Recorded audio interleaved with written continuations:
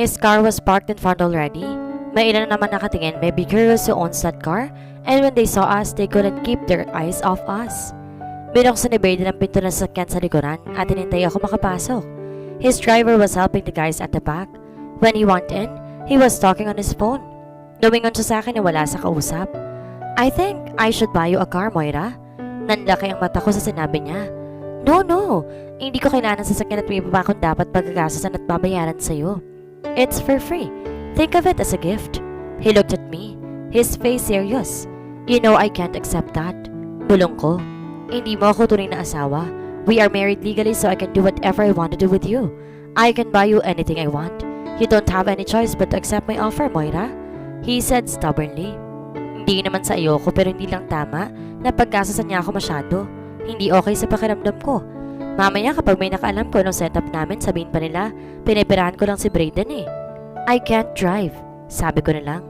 Someone will drive for you. Pag mamatigas ulit nito, I won't allow you to drive yourself. It's too dangerous. Tumawa ako. Wala ka bang tiwala sa akin? I have, but there are too many reckless drivers around. You'll never know where an accident will happen. Huminga ako na malalim. Hindi rin naman ako mananalo kahit pakipagtalo pa ako sa kanya eh. Kahit anong sabihin ko, may masasabi pa rin siya at mapapa-oo ako. Okay, sige. I crossed my arms. Basta't babayaran ko kapag natapos ng kontrata natin. You don't have to, Moira. His voice annoyed. But I want to, Brayden. He breathed heavily. You have to obey, remember? Ibang usapan to. Hindi ko kailangan ng sasakyan o kung kailangan ko man, hiram lang. Mas tanggap ko pa yon. Pero yung bibilhin? No. Huwag mo akong paggastusan. I'm not worth it. It's for your safety and I already told you. It's in the contract to obey. That's another warning, Moira. Ayoko lang naman na nag-aksaya ka ng pera dahil sa akin. He laughed sarcastically. Trust me, I can even buy you cars every day if I want to. Money is not a problem, Moira Claire. Bumilis ang tibok ng puso ko sa pagbanggit na naman niya ng buong pangalan ko. I was silent for a second. Pinapanood ang driver na tahimik lang sa unahan at tila walang naririnig sa amin. Okay, pero ayoko lang magagarbong sasakyan. No buts, end of discussion. He cuts me off. What happened to compromising? I asked softly. He stared at me, then blinked a few. This is non-negotiable. You'll get a car whether you like it or not, he said in a furious tone. Understood? Tumango ako at wala na nagawa. I sat and stared at the window. His switch is smooth again. That's warning number 2. One more and you'll get another punishment. I am sorry, Brayden. 3, he said seriously. The car stopped in front of this building and he went out right away. Ni hindi nagpapaalam o lumingon. Shit, 3? Bakit ano bang sinabi ko? Bakit ba hindi rin niya mag-gets yung point ko na ayoko nang binibigay sa akin ng libre?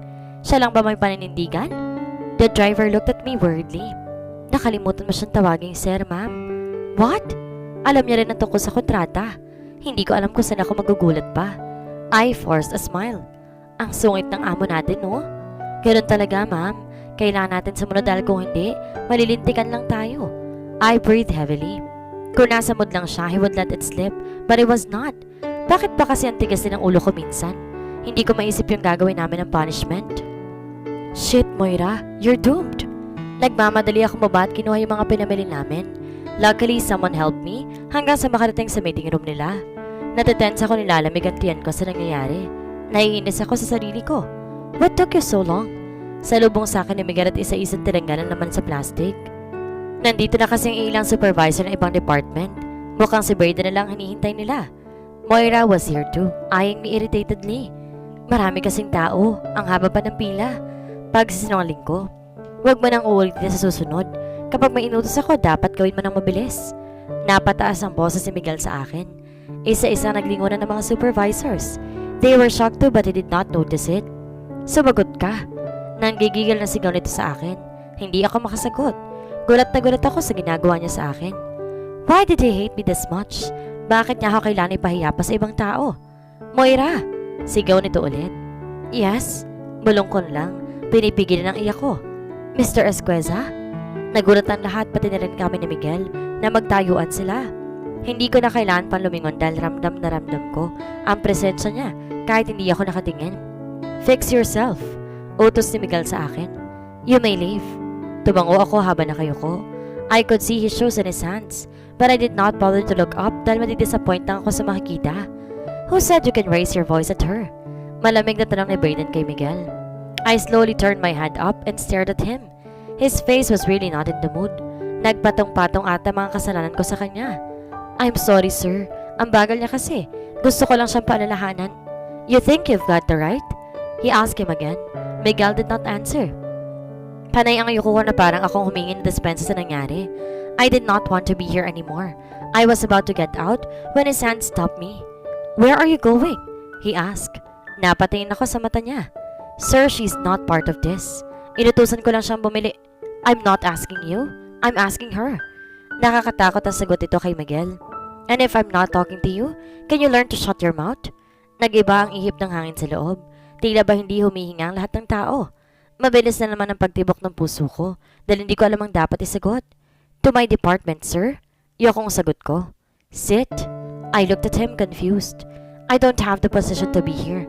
I said, sit down. Hinilan ni Brayden ang upo ang nasa harap niya. Girl, umupo ka raw. Dalian mo. Nangangatog na utos sa isang babaeng malapit sa akin. Dali-dali ako napaupo na wala sa oras. Kahit di naman ako kasali talaga sa meeting na to. Gulat na gulat pa rin ang mukha ng lahat. Si Mira lang yata ang relax sa mga to. Even Miguel did not expect it. His face was confused too. Brayden walked over to the other end of the table, still eyes on me. We will be discussing today about a certain project. Brayden started, and I want her to be in charge to some parts of it. He told everyone and gazed at me. Your salary will increase and other benefits will increase as well. But in order to be involved in this project, we needed someone who has a car. He looked straight at me, face still unreadable. Do you have one, Moira Claire Visconde? Their eyes focused on me. Ang hirap pala talagang galitin dito ni Brayden. Ang lakas man trip. Oo na, gets ko na lang gusto niya ipahiwatig. He would leave me with no choice but to accept his offer. Visconde, tinatanong ka ng CEO. You have to answer him right away.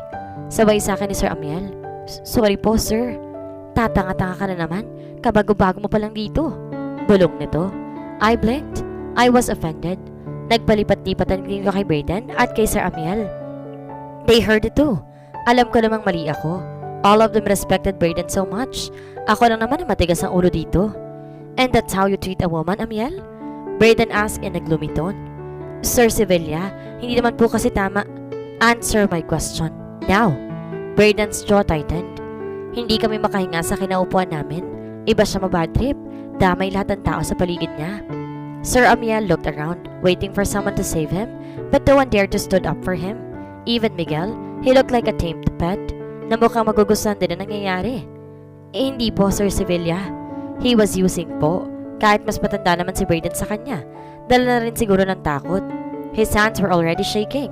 You know what I hate the most? Waiting. Nanlamig ang buo kong katawan. I closed my legs dahil bigla ako nanginig sa eksena ng mga boss ko. Shit! Dadalhin to ng konsensya ko hanggang sa mamatay ako. Hindi na po mauulit, Sir Sevilla. I am not fond of giving second chances. Brayden said like a robot. He was just standing and not moving at all. It was like someone switched off his emotions already. Sir Sevilla, hindi ko naman po sinasadya. Nauutal pang paliwanag ni Sir Amiel. Brayden sat on his chair, looking so calm. To be fair, I'll give you an option. Either you will leave on your own, or I will ask someone to kick you out of this building. He looked at his wristwatch. Make your choice in 3 seconds. Our mouth was hang opened. I never thought he was this harsh, as if he did not have a heart at all. Lahat kami natatakot na. Lahat kami hindi makahinga sa nangyayari. Mr. Sevilla, nabigla lang siguro siya kanina. I tried to butt in. You don't get to say a word in this matter, miss. Miss? Ano ngayon? Hindi niya na ako kilala? I shut my mouth. It was never a good idea to talk when he was mad like this. Sir Sevilla, nagmamakaawang sabi ni Sir Amiel. I've been working here for many years. Sa isang pagkakamali ko lang, tatanggalin niyo na ako. 3. Brayden started counting. I gasped in horror. Hindi ako makapaniwala na nangyayari talaga ito sa harap ko. I dedicated my whole life in this company. Dito na ako natutulog minsan matapos ang dapat tapusin. I won't even rest during my days off para meet ang deadline, and I don't deserve another chance. 2. Brayden counted and did not say anything. I worked so hard to please you. Kahit kailangan ako ng anak ko sa graduation niya, I did not attend dahil mas kailangan ako dito. And now this is what I will get. 1. He looked at Mira beside him. I was out of breath already. I didn't know what to do anymore. Kasalanan ko ang lahat ng to. It was so heartbreaking to hear this. Bakit ganito ka-heartless si Brayden? Mira, call the security guard to send him out. Utos si Brayden na hindi na tumitingin kay Sir. He casually turned the pages of the paper in front of him as if nothing bothered him right now. Yes, sir, right away. Sagot ni Mira and dialed something on her phone. Sir Amiel stood up. His face was red. May nangingilid na luha sa mga mata niya. I hope karma will fuck you up one day. Hihintayin kong bumalik ang lahat ng to sa'yo, Brayden. Sabi nito. You think you have it figured out? This is just the beginning. Lumabas ito at binitbit ang ilan sa mga gamit. Nagkatingin ang kaming lahat. Kahit wala sa amin ng atensyon, halos natamukha namin namumutla na sa takot. Ask someone to blotter him, Brayden told Mira. She nodded and went out right away. Brayden then started to talk as if nothing happened. He was so confident and scared at the same time. Wala ako maintindihan sa sinasabi niya dahil bigla lang naman ang lahat ng to. Everyone gave their proposal and Brayden was just listening. I would stare at him every now and then just to check if he was still mad. He stood up when it was his turn once again. He looked like a freaking professional. Kung ganito lang kagwapong professor ko ng college, hindi na sana ako inaantok at nagkakating tuwing may pasok. His face was calm as if he were used to having a situation like what happened a while. Good for him. I couldn't even sleep when someone's angry at me. You! Turo nito kay Miguel. Who are you? Miguel Cruz, sir. At your service. Pabirong sagot ni Miguel. Gaya ni Brayden, walang bahid ng lungkot sa mukha ni Miguel. Kahit na isa si Sir Amiel sa mga nakakasama nito. Sa bagay, he would now handle our department alone. Hanggat wala pang pumapalit sa boss namin. Do you have an idea we can pitch? Asked Brayden. Miguel sat straight. Since our theme is all about women empowerment, it's a good idea to have different kinds of women as models. I agree, sir. We can check those social media women or even search for it who will fit our standards. Sad naman ang isa. I know someone who can fit one of these roles. I will ask her about her story and other lessons we can learn from her. Sabi ni Miguel. What's her name? Tanong ni Brayden habang ang ballpen ay nasa kamay. Itinaas ni Miguel ang daliri at itinuro sa akin. Her, Moira Visconde. Nanlaki ang mata ko sa pagkakarinig ko sa pangalan ko. Ang lakas naman ng tama nito ni Miguel. Bakit niya ako dinadamay sa kalokohan niya? Namutla ako na mabari na naman sa akin ang atensyon. I don't think I fit in. Sabi ko kaagad. Yes, you do, Moira. You are the definition of an independent woman. I see how you work hard for your family and also for your dreams. Wouldn't it be nice to share your secret? Pagpupumilit ni Miguel sa akin. I shook my head. My life is boring. I don't think I'm the one you're looking for. Giit ko. Why her? Nagulat ako sa pagtatanong ni Brayden. Miguel smiled. I saw her struggle and I saw her fall. I also saw how she stood on her own. She is my definition of a strong but soft person. Are you two related? Seryosong tanong ni Brayden. Miguel smiled widely. Yes, sir. She is my ex. Napaubo ko kahit wala namang makati sa lalamunan ko. Gusto kong batukan si Miguel at sipain palabas ng pinto. Mabilis na nagbago ang aura ni Brayden, but he was controlling it this time. Your ex? Brayden asked calmly, still trying to hide his emotion. Yes, sir. Don't worry. This is not a conflict of interest. I already moved on from her. Miguel proudly announced. Ang kapal? Parang kanina lang ibang sinasabi niya sa akin, tapos pinapalabas na niya na parang ako pang hindi makakamove on sa kanya. Brayden looked at me. There were questions in his eyes. I know hindi ko nasabi sa kanya kanina, but why would I? Baka pagmalalang kasi ito ng away. I won't accept her. She's part of this company but she can interview those women and report it as how it goes. Brayden said. But sir, I think it will help us spend less if we include her. Fuck that project. My decision is final. May kumatok sa glass door. Napatingin kaming lahat kay Mira. Her face was worried. Sir, there's an emergency call.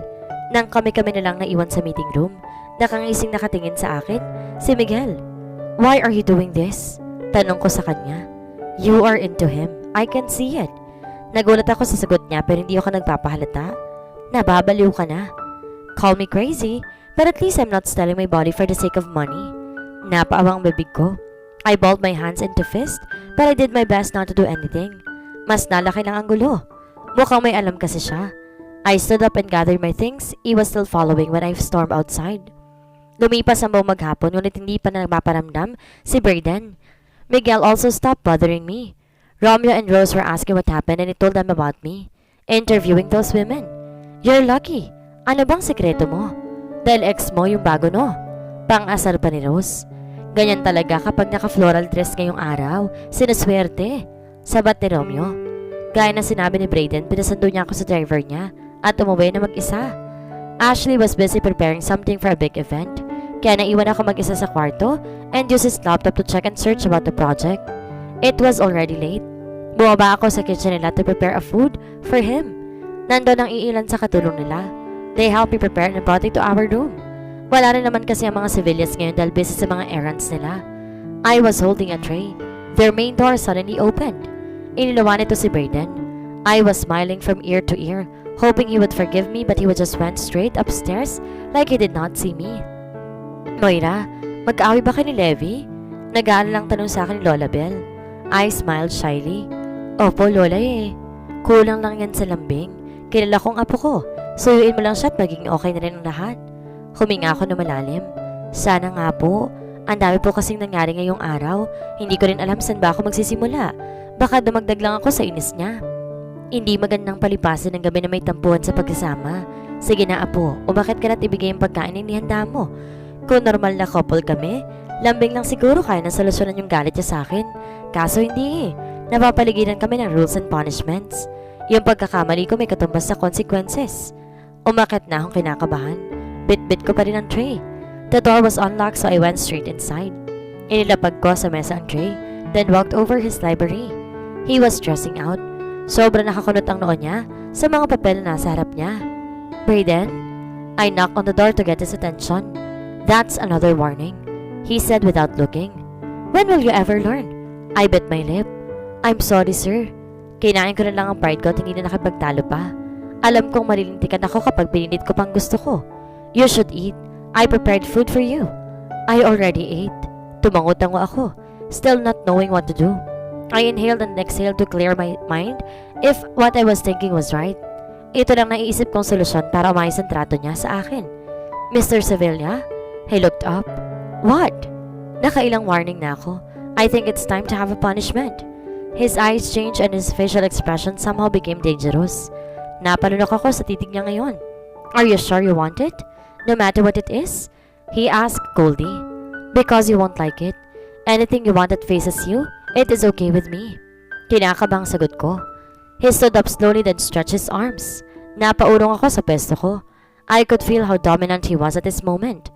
He was overpowering me with his personality, height, and aura. He offered his hand. Shall we? Kinakabahan kong kinuha iyon. Nanginginig ang mga tuhod kong sinundan siya papasok sa kwarto. Inalalayan niya ako mupo sa dulo ng kama. Then he left me. I was waiting nervously. Wala akong ideya sa mga susunod na mangyayari. Nang bumalik siya, he was holding a rope. What the heck? Inaayos niya iyon habang papalapit sa akin. Stand up, utos niya. I did what he told me. Hands at your back. Sinunod ko ang sinabi niya. Inilagay ko ang kamay sa likuran ko. He entwined it and without a blink, he started roping my hand tightly. Napawang bibig ko habang pinapanood siya na seryoso sa ginagawa niya. Lie down. I couldn't move my arms. Gusto ko magbaktol pero walang salitang lumalabas sa bibig ko. Tinulak niya ako na maranat na pahiga ako sa kama. Nadadagdagan ko ang kamay ko sa likod. It was very uncomfortable. He was on top of me, his knees on my side. His eyes were all focused on my body. Parahan niyang itinaas ang damit ko. I wasn't wearing any bra. My breasts were exposed to him. At mas lalang bumilis ang tibok ng puso ko. I closed my eyes because I was moaning already. No, open them. You're not allowed to close them, Moira, he commanded. Kahit nahihirapan sinunod kong gusto niya. He lowered his face and gave my breast a small peck. I moaned. He stopped. You are not allowed to make any noise too. Napalunok ako para hindi gumawa ng kahit anong ingay. Itinaas niyang kamay sa leeg ko. Don't move too. Sinunod ko pa rin ang sinabi niya. Ang tanging gumagano na lang sa akin ng malayang paghinga ng katawan ko. Napaangat ako ng kaunti. He stopped what he was doing. Tumayo siya at ibinilig ang damit ko pababa. His expression changed again. Bakit ka tumigil? Tanong ko nang sinimulan niyang tanggalin ang sinturon sa pants niya. Because you're not following any rules. I thought it will work but it didn't. So I have to proceed to my second option. Napagalaw ako na hampasin niya ang kama gamit ang sinturon. Are you using that on me? No other. Lumapit siya ulit upang baliktad ito. Now I was at my back. Naramdaman ko ang pagbabanian ng pajama ko until I was half naked. I will be gentle, Moira. I'll do it just once for you to learn your lesson. Are you ready? Yes, sir. Bulong ko. I was biting my lip real hard while waiting for his move. Ipaparamdam niyo muna sa akin ang leather texture ng sinturon niya hanggang sa makarating ito sa hubad na likuran nito. Pababa. You say one, then I'll proceed. Sabi nito. Pumikit ako ng marin at inipan ang lahat ng lakas ko sa gagawin niya. I inhaled deeply then exhaled. Na mapakalma ko ang sarili ko kahit papaano, saka ko dinilat ang mga mata ko. 1, I said casually. Without a second, his belt hit my butt sharply. It was so hard that it stung so much. Doon lang nakafocus ang lahat ng pakiramdam ko. Ouch! Hiyaw ko sa sakit. You okay? He asked as if he did not hurt me. I'll get you something. I heard him walk away. I was left alone in his room. Napatay ng ulo ko sa kama sa sobrang sakit na nararamdaman ko. Never akong pinalo pinagbukatan ng kamay ng magulang ko. This was the first time that someone did it to me. I now realized that he was really a heartless monster. Bakit niya ba ginagawa to? Bakit sa ganitong paraan ba para mapatawad niya ako? My breath was becoming uneven, pero mayat maya pa hindi ko na napigilan ang hamagulhol sa ginagawa niya. Nilunod ko ang ulo sa malambot na kama habang umiiyak. Moira? Iris? Are you okay? Mabilis tinanggal ni Braden ang tali sa likuran ko at inayos ang suot ko. He turned my body and faced him. He was hugging me tightly and comforting me while rocking back and forth. I'm sorry, he whispered in my ear while kissing my hair over and over. I kept crying. What did I do to deserve this kind of treatment? I was questioning my worth already. I'm sorry, he said apologetically. It won't happen again. I'm sorry. He pulled me closer. I slightly pushed him away. May mga luha pa rin tumutulo sa mata ko. He was a bit shocked. Umurong ako sa dulo ng kama, tinagong sarili sa lugumot. Gusto ko muna mapag-isa. Moira, please don't do this. Pagmamakaawa ni Braden. Nag-iwas ako ng tingin. It's okay. I'm okay. Gusto ko lang magpahinga. Napagod din ako sa mga nangyayari ngayong araw. So if you can leave me right now, I would appreciate it. Humihikbing sabi ko. Dahan-dahan siyang tumayo. I did not bother to look at him. I wanted him gone. Ayoko ng tao sa paligid ko ngayon. If you need anything, I am just at my library. I did not answer. Then I heard him walked out from the room. I was still crying irrevocably. Natangahan ako bigla sa sarili ko kung bakit ako pumayag sa ganito. That's the worst punishment I've ever done in my life. I don't want to commit mistakes again. What is really wrong with him? I don't know his past kung bakit siya naging ganyan. Maybe someday maintindihan ko rin, di ba? Mas lalo naman dumadami ang pagpatak ng luha ko. Now I had become a crying lady. Hinayaan ko na lang at minsan na naman ako umiyak. Lulubusin ko na. Moira, why are you crying? Napabalikwas ako. It was Ashley staring at me horribly, but at the same time concerned. Moira, what happened? Ashley's voice was really concerned. She was holding 2 dresses and she placed them on the side of the bed bago tuluyang lumapit sa akin. Wala to, Ashley. Don't mind me. Pagsisinungaling ko at pinahid ang luha sa mga mata ko. Come on, you're a part of this family, so basically, I'm already your sister. You can tell me anything. Pang-aalo niya sa akin. No, you can tell her what your brother did to you. Sabi ng isip ko. I breathed heavily. I just miss my family so much. It was somehow the truth. Namimiss ko rin naman sila kaya nagkahalo-halo ang emosyon ko ngayon. I wouldn't be in a situation like this kung hindi para sa kanila. Kung hindi lang para kay Daddy, I'd walked out and never show up again. I did not deserve this. Wala akong ideyang ganito palang gusto niya. Ang saktan lamang ako. You want to see them? Inabutan ako ni Ashley ng tissue. Pinahid ko muli ang luha ko. Yes, I miss them very much, especially my daddy. She hugged me. What a sweet daughter. I miss my dad too whenever I travel abroad, but you can always tell Braden about it. Kaya ng kapatid ko bumili ng airplane if he wants to. Natawa ako na marahan sa sinabi niya. Thank you for joking. Natawa ako. I am not. She was still serious and after a while she smiled a little. Okay, I am. Let me hug you na lang. Just know I'll be here whenever you need a sister. Do you have one? I have. Her name is Anya. I'm excited to meet her. Moira? We both stopped and slowly turned our head to Braden. He was standing at the door. His face was still worried. Stay away from her, Braden. Pagtatry ni Ashley dito. What did I do? He asked as if he did not know. She is sad and suffering and now you don't have a freaking idea. Like boys will be boys na walang pakialam. Anong klase bang asawa ka? She snapped again. It is none of your business, Ashley. Please find a boyfriend first so you can comment on my relationship. He snapped back. Tatayo na sana si Ashley at handang makipagbakbakan kay Brayden nang humarang ako sa kanila. Huwag na kayo mag-away, please. Pakiusap ko. We will talk about this, Ashley. I'll tell him. Huminga na malalim si Ashley. Okay then, I'll be in my room just in case you need me. She walked out and gathered her things without even looking. Nagkatingin kami ni Brayden, the awkward silence filling the air. I breathed heavily and removed my hand from his and sat at the edge of the bed. Moira, let's talk. Umiwas ako ng tingin at niyakap ang sarili. Why was it hard telling him what the problem was? Dahil alam niya na dapat yon, hindi ba? At kapag sinabi ko bang totoo, maiintindihan niya ba ako? O katulad lang din siya ng ibang lalaki na mangiiwan? Moira, look at me, he said and sat on the bed, touching my face to look at him. Hindi pa rin ako tumitingin. Moira Visconde, mariin niyang sinabi. Napatingin ako ng masama sa kanya. Ayoko. His forehead creased. What do you mean? I looked away and removed his hand. That punishment? I don't like it, Brayden. Hindi ako laruan na pwede mong gawin ang gusto mong gawin sa akin. Sabi ko at may nagbabadya na namang luha sa mata ko. I am your wife. Kahit sabihin mong hindi totoo to, you have to respect me. Alam mo yon? I want that respect. Pero sino ba naman ako para hingin yon, hindi ba?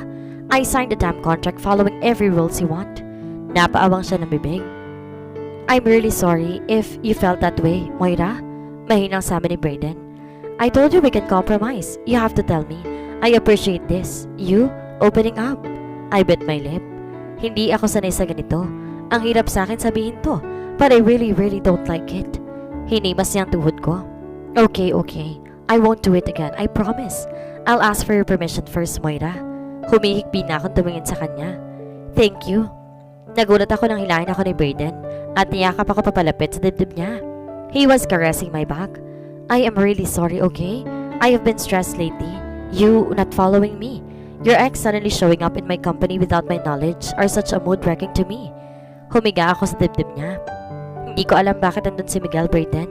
I already asked someone to do the work and fire him. Napalayo ako ng kaunti. Why would you do that? Because I don't want him there. Did you see the way he's looking at you?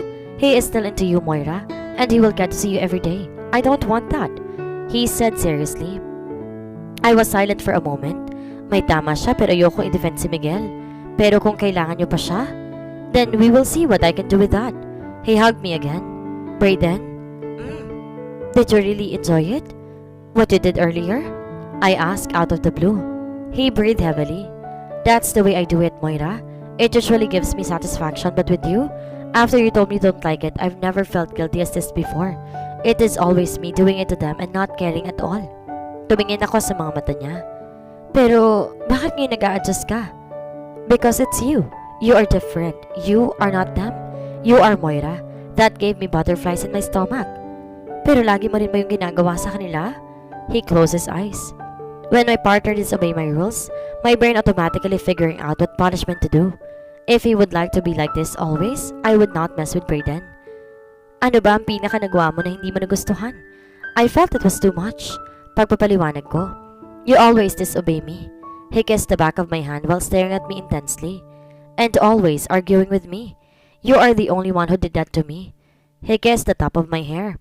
And, I asked, for not swallowing your pride. He kissed my forehead. And for not calling me, sir. I finished his last word. Then he grabbed my body and kissed my lips. I automatically responded to him, forgetting what just happened a while ago. He gently pushed me down on the bed this time, kissing me softly and taking all the pain I had behind. If it would happen again, kahit na sinabi niya sa akin na hindi na mauulit, I would never made him angry again, at least not tonight. Ibang parte sa kanyang gagalitin ko. I tried to move my hand lower, caressing him.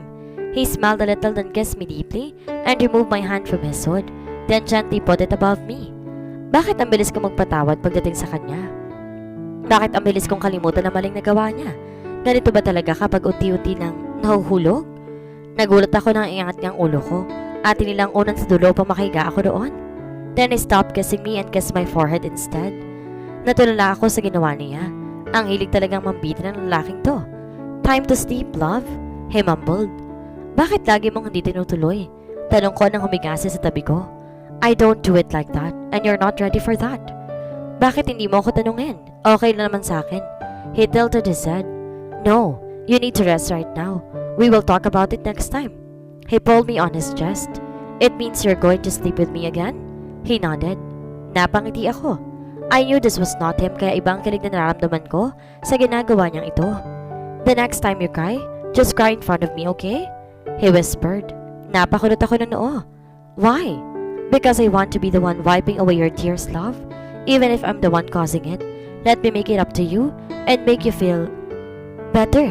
I am responsible for that. My heart beat faster. I smiled weakly at him. Paniguradong namumula ng mukha ko ngayon. And I want you to be honest of what you feel next time, understood? Should I tell him that I'm slowly falling for him? Definitely not. He would walk away if he knew. Yes, I will. Mahinang tugon ko. I wouldn't tell him. I would just show how much I care for him. I think just like everyone else, he was just lost and in need of someone who would still stay with him, despite his roles and his past. Now go to sleep, he ordered. We still have work to do tomorrow. Good night, Moira. Good night, Brayden. I closed my eyes. I felt comfortable right away. Kahit ang dami nangyari, all those things would simply went away.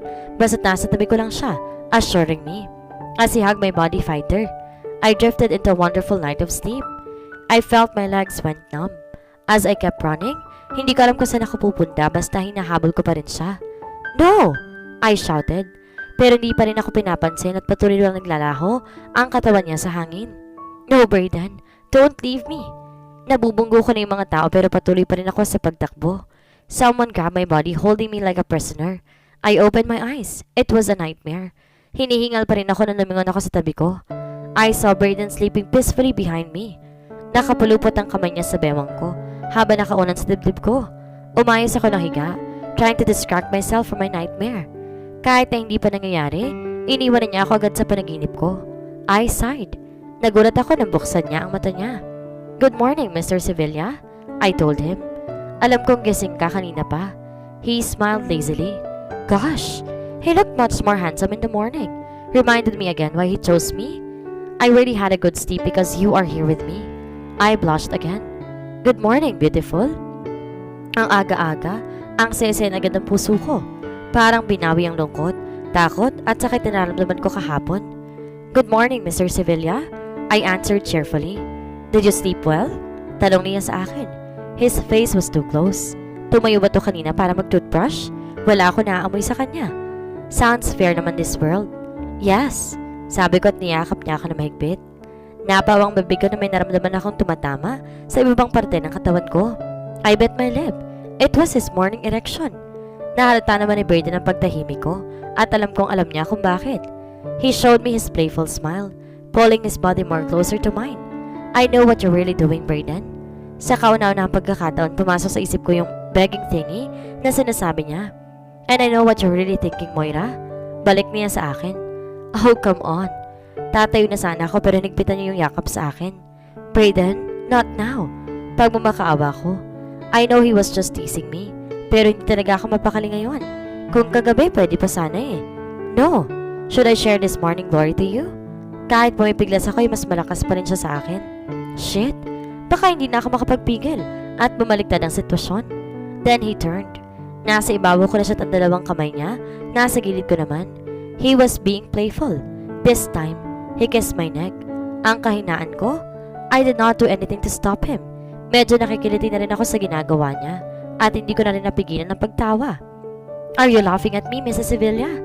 No, Mr. Sevilla. Nakikiliti lang ako. I laughed again. Kumulat naman yung noo ni Brayden. Seriously? Shit, yes. Natatawa pa rin sabi ko. He placed his thumb on his chin while raising his brow. He looked more hot. Don't say bad words. Same to you, Mr. Sevilla. Don't say bad word. I couldn't help myself teasing him back. Mukhang pareho ng mood namin dalawa ngayon. Lumapit ang mukha ni Brayden sa akin ng mga 2 inches ang layo. Bumilis naman agad-agad ang pagtibok ng puso ko. Okay. Sabi ko nga. Same to me, sir. Bawi ko kaagad. There, you're learning, Moira. Then I kissed my lips one more time. Yeah, may isusuot ka na ba mamaya? Napatigil ako sa tanong ng Lola Belle. I looked at her at wala ring ideya sa mga mangyayari. Ano bang meron? Ashley walked in, holding dresses and shoes. I'm sorry, Granny, I forgot to tell them. So, Mr. and Mrs. Brayden Sevilla, We have a party tonight. Make sure na makakauwi kayo just in time. Party? Tanong ni Brayden na nakapamewang. You didn't tell us last night. Because I forgot nga, Brayden. Ihirap pa nito sa kapatid. I need to collect some funds from my outreach program. We'll give it to my selective foundation since ang daming binigyan ng lugar nito nakaraan. Pagpapaliwanag ni Ashley.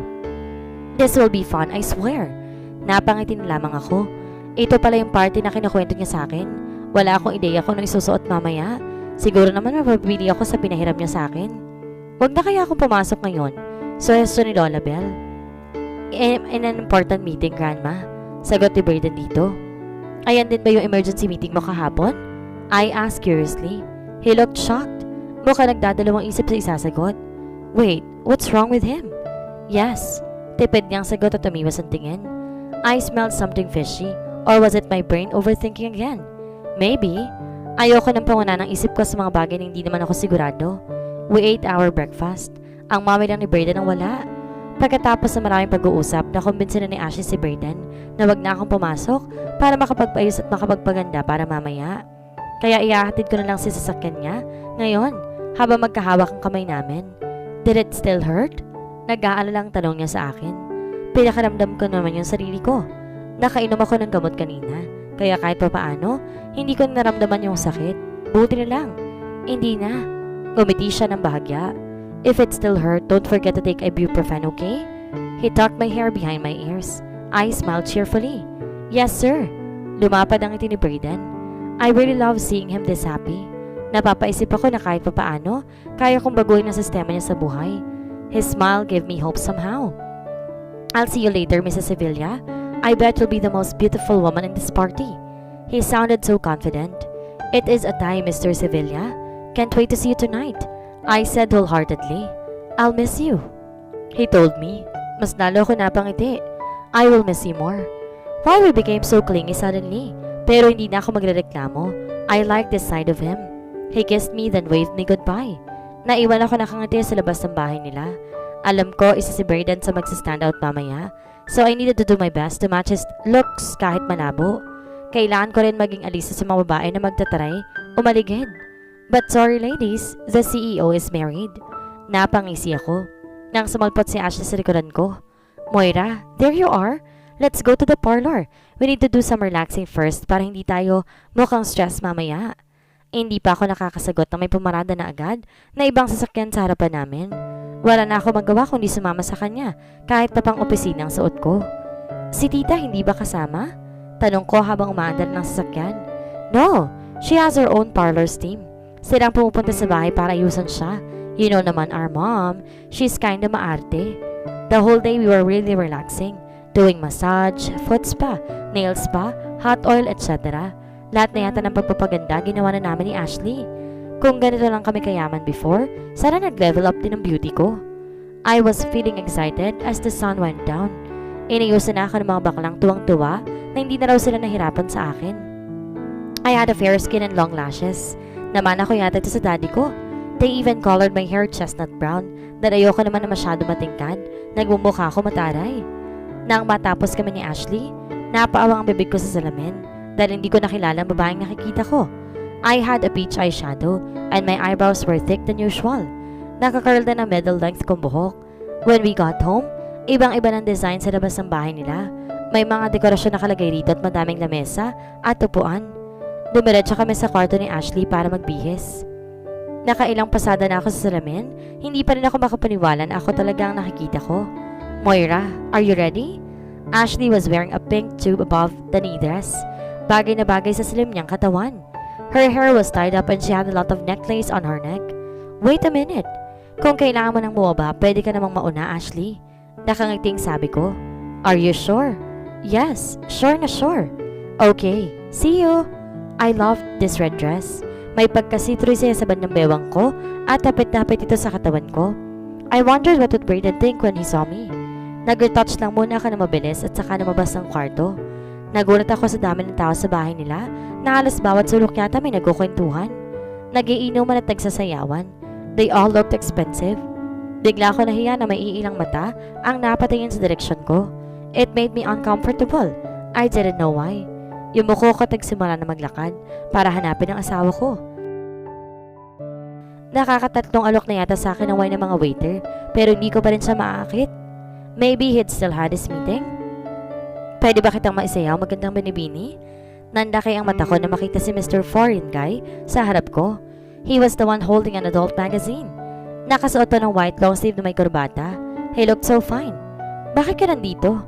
Nagtatakang tanong ko. Una, party to. Pangalawa, invited ako. Nilabas niya ang invitation card. Pangatlo, trip kong pumunta kaya nandito ako. Pwede na ba kitang maisayaw? No, because she is my date tonight. Sabay kaming napalingon ni Mr. Foreign Guy sa likod ko. It was Braden. He was wearing a gray suit and tie. His hair was pushed upward. This man was giving me a mini heart attack.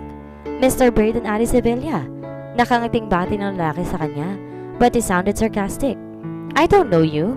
Supladong saad ni Braden. Ngayon hindi, baka soon oo. For now, cheers. Itinaas ang lalaki ang wine glass sabay ininom. He started walking away and left Braden and I speechless. I've left you for a day and here they are, roaming around you. Reklamo ni Braden. They keep on trying until they find out that you are no longer single. Tumawa ko ng malakas. Ako dapat na nagsasabi sa'yo niyan. My eyes only for one woman, Moira. He told me. Sino naman yun? Patay mali siyang tanong ko.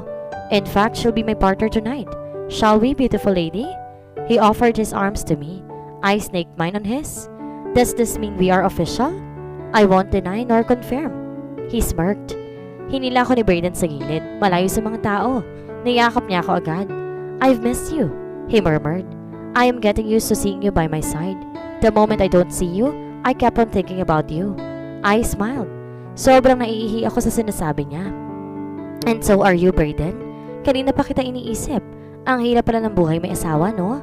Nasasanay kang nasa tabi mong asawa mo. Well, I'm not planning to go anywhere. Not somewhere far from you. Palagi kitang isasama sa akin, he said. Napaiwas na ako ng tingin. Shit, this man. Wala ba siyang sasabihin na hindi nakakapagpakilig sa akin? And you look stunning, Moira. Nilabanan ko ang sarili ko na mapatingin sa kanya. You look perfect, Braden. Lumapit siya sa akin at pumuntong sa tenga ko. It's a Thai love. I giggled.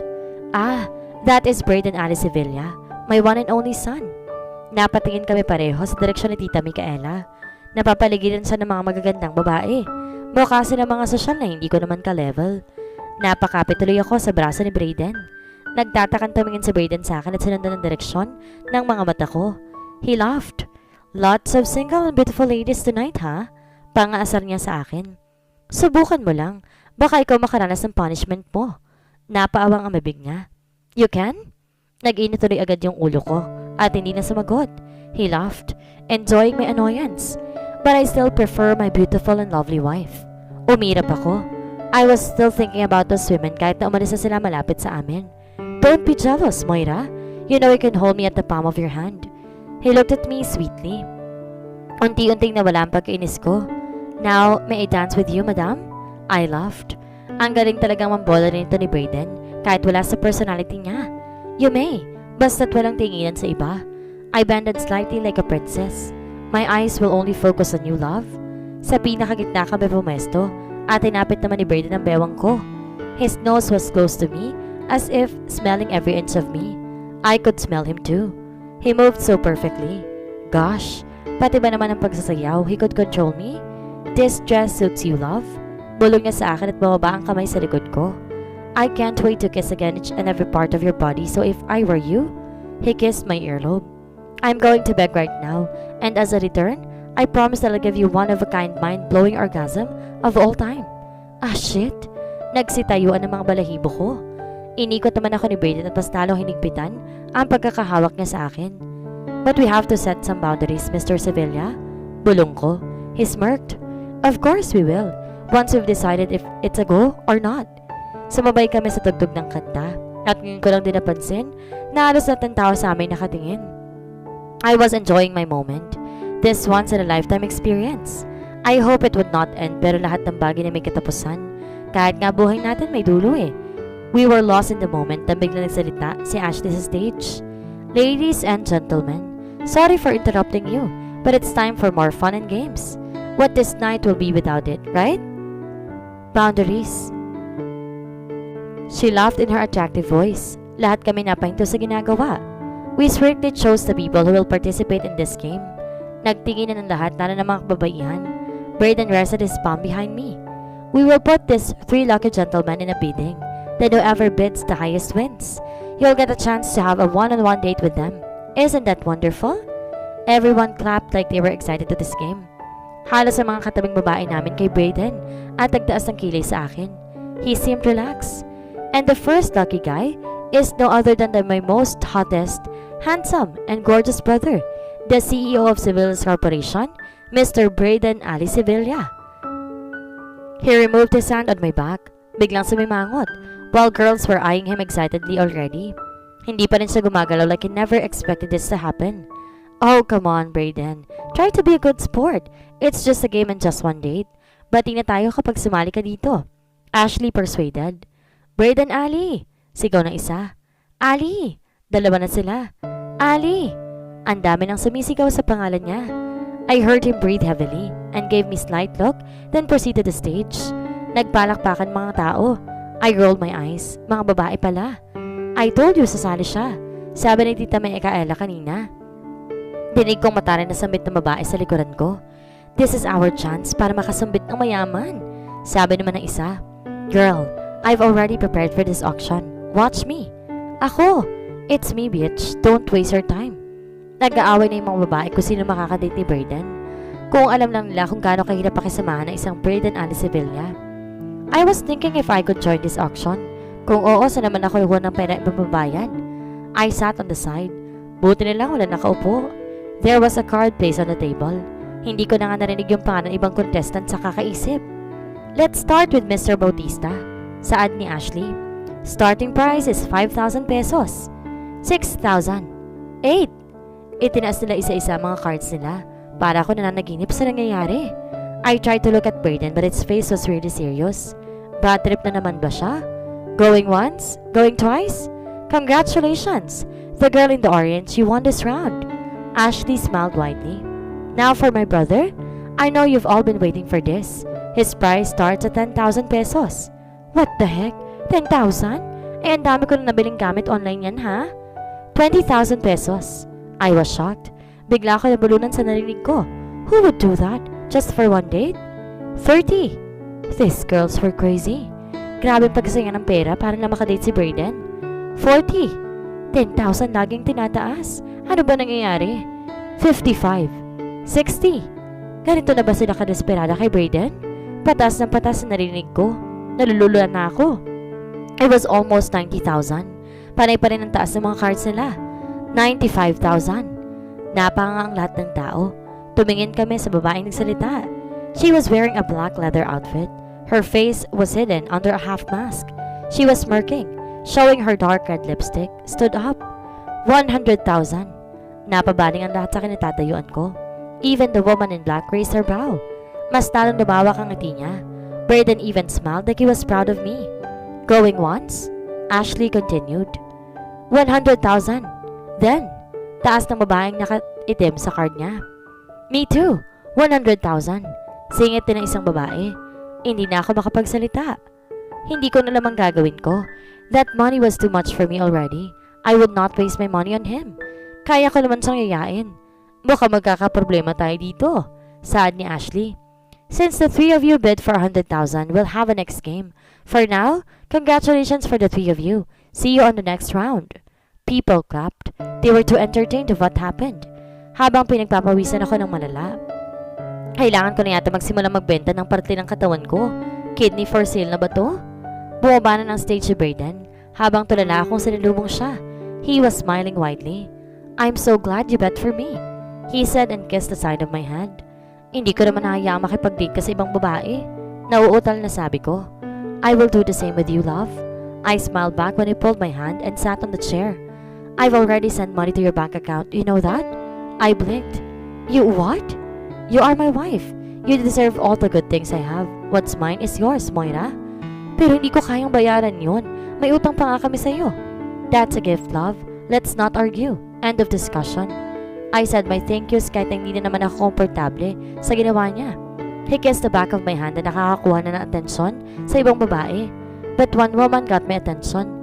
She was now standing on the side, away from the spotlight. She was slowly eating a red cherry while staring at us playfully. Now who was she? Kailangan pa bang bumalik sa stage? Nag-aalalang tanong ko kay Ali pagkatapos namin kumain. He was playing with my hands. I was getting nervous. Hindi ko alam kung mananalo ba ako mamaya. The woman in black seemed to be eager to date him. Bigla na lang to nawala na parang bula na mag-aris ako ng tingin sa kanya. His mouth twitched. You want to go home? And steal your date? Tumawa ako. Last day na naman natin to, bakit hindi? I don't know if I will win tonight. Hinawakan niya ang ibabang labi ko. Your wish is always my command. Hinila ako patayo ni Brayden. I got excited when we were about to exit this party. It meant I did not have to compete with other women. I was smiling from ear to ear, following him. Nang bigla ako nauntog sa likod ni Brayden. Where are you going? Sinilip ko kung sino yon. It was Ashley. She crossed her arms while raising her perfectly thread brow. We're going home. We both participated in your game, Ashley. Let us do what we want, he said while holding my hand. No way. Hindi kayo pwedeng umuwi hanggat di pa natatapos yung bidding. That's my deal with you, lovebirds.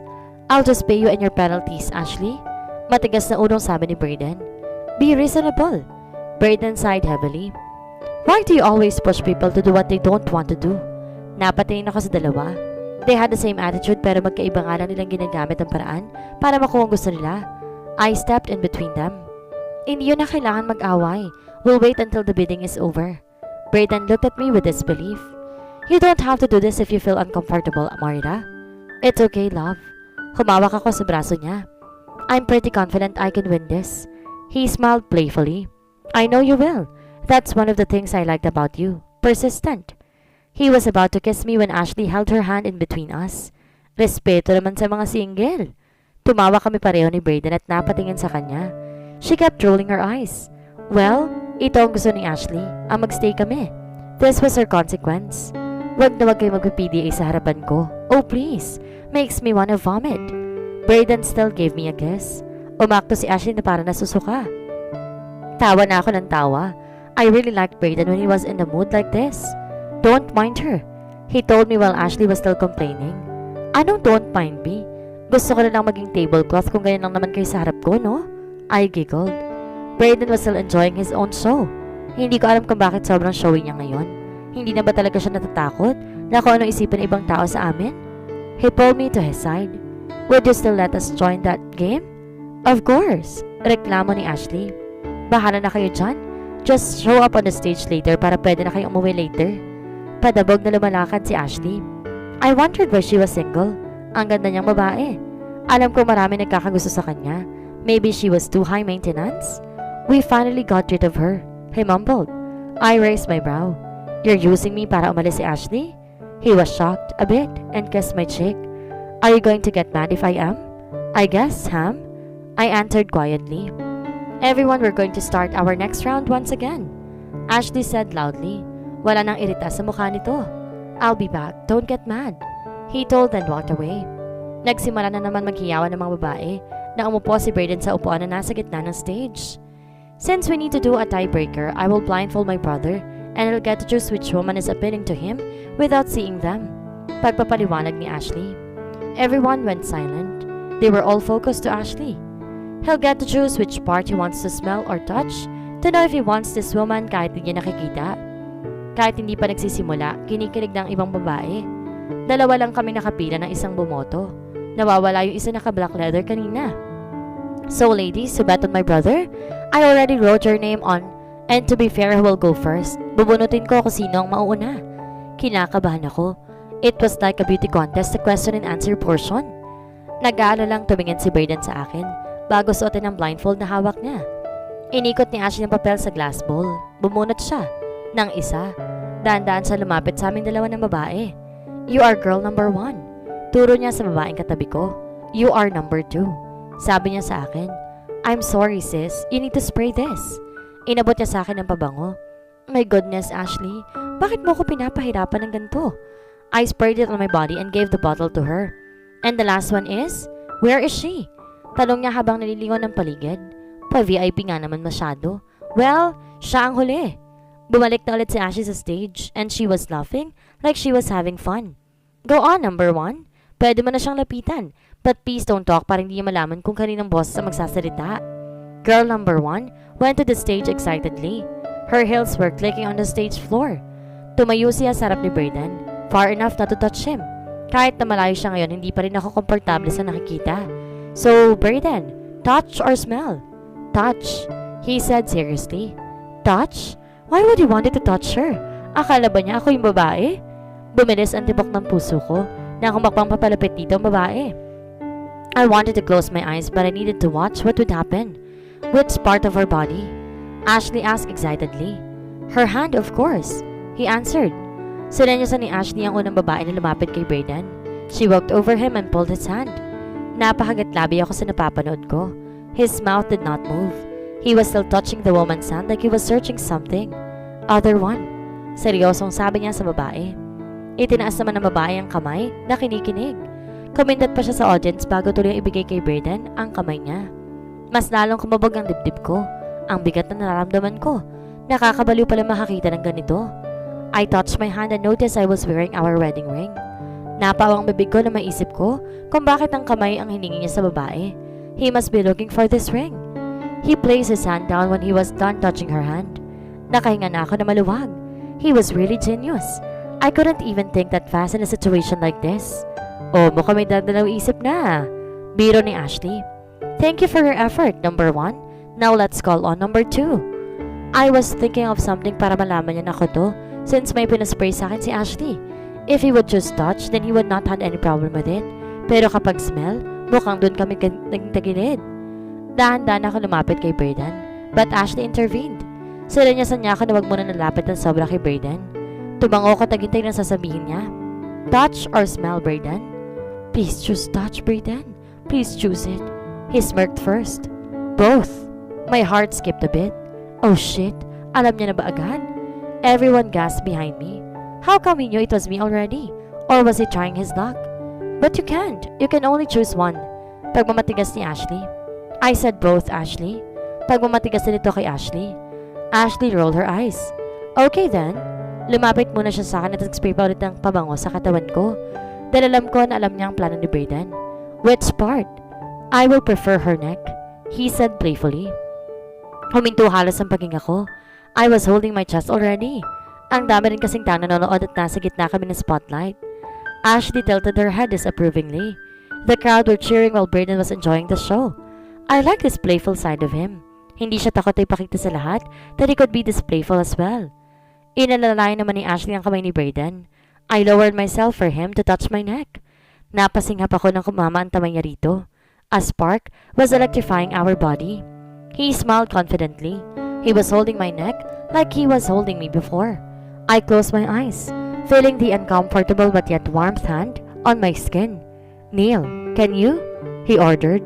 Gulat ako napatingin kay Ashley. Her face was shocked too, but she told me to go with it. Everyone said, oh, behind me.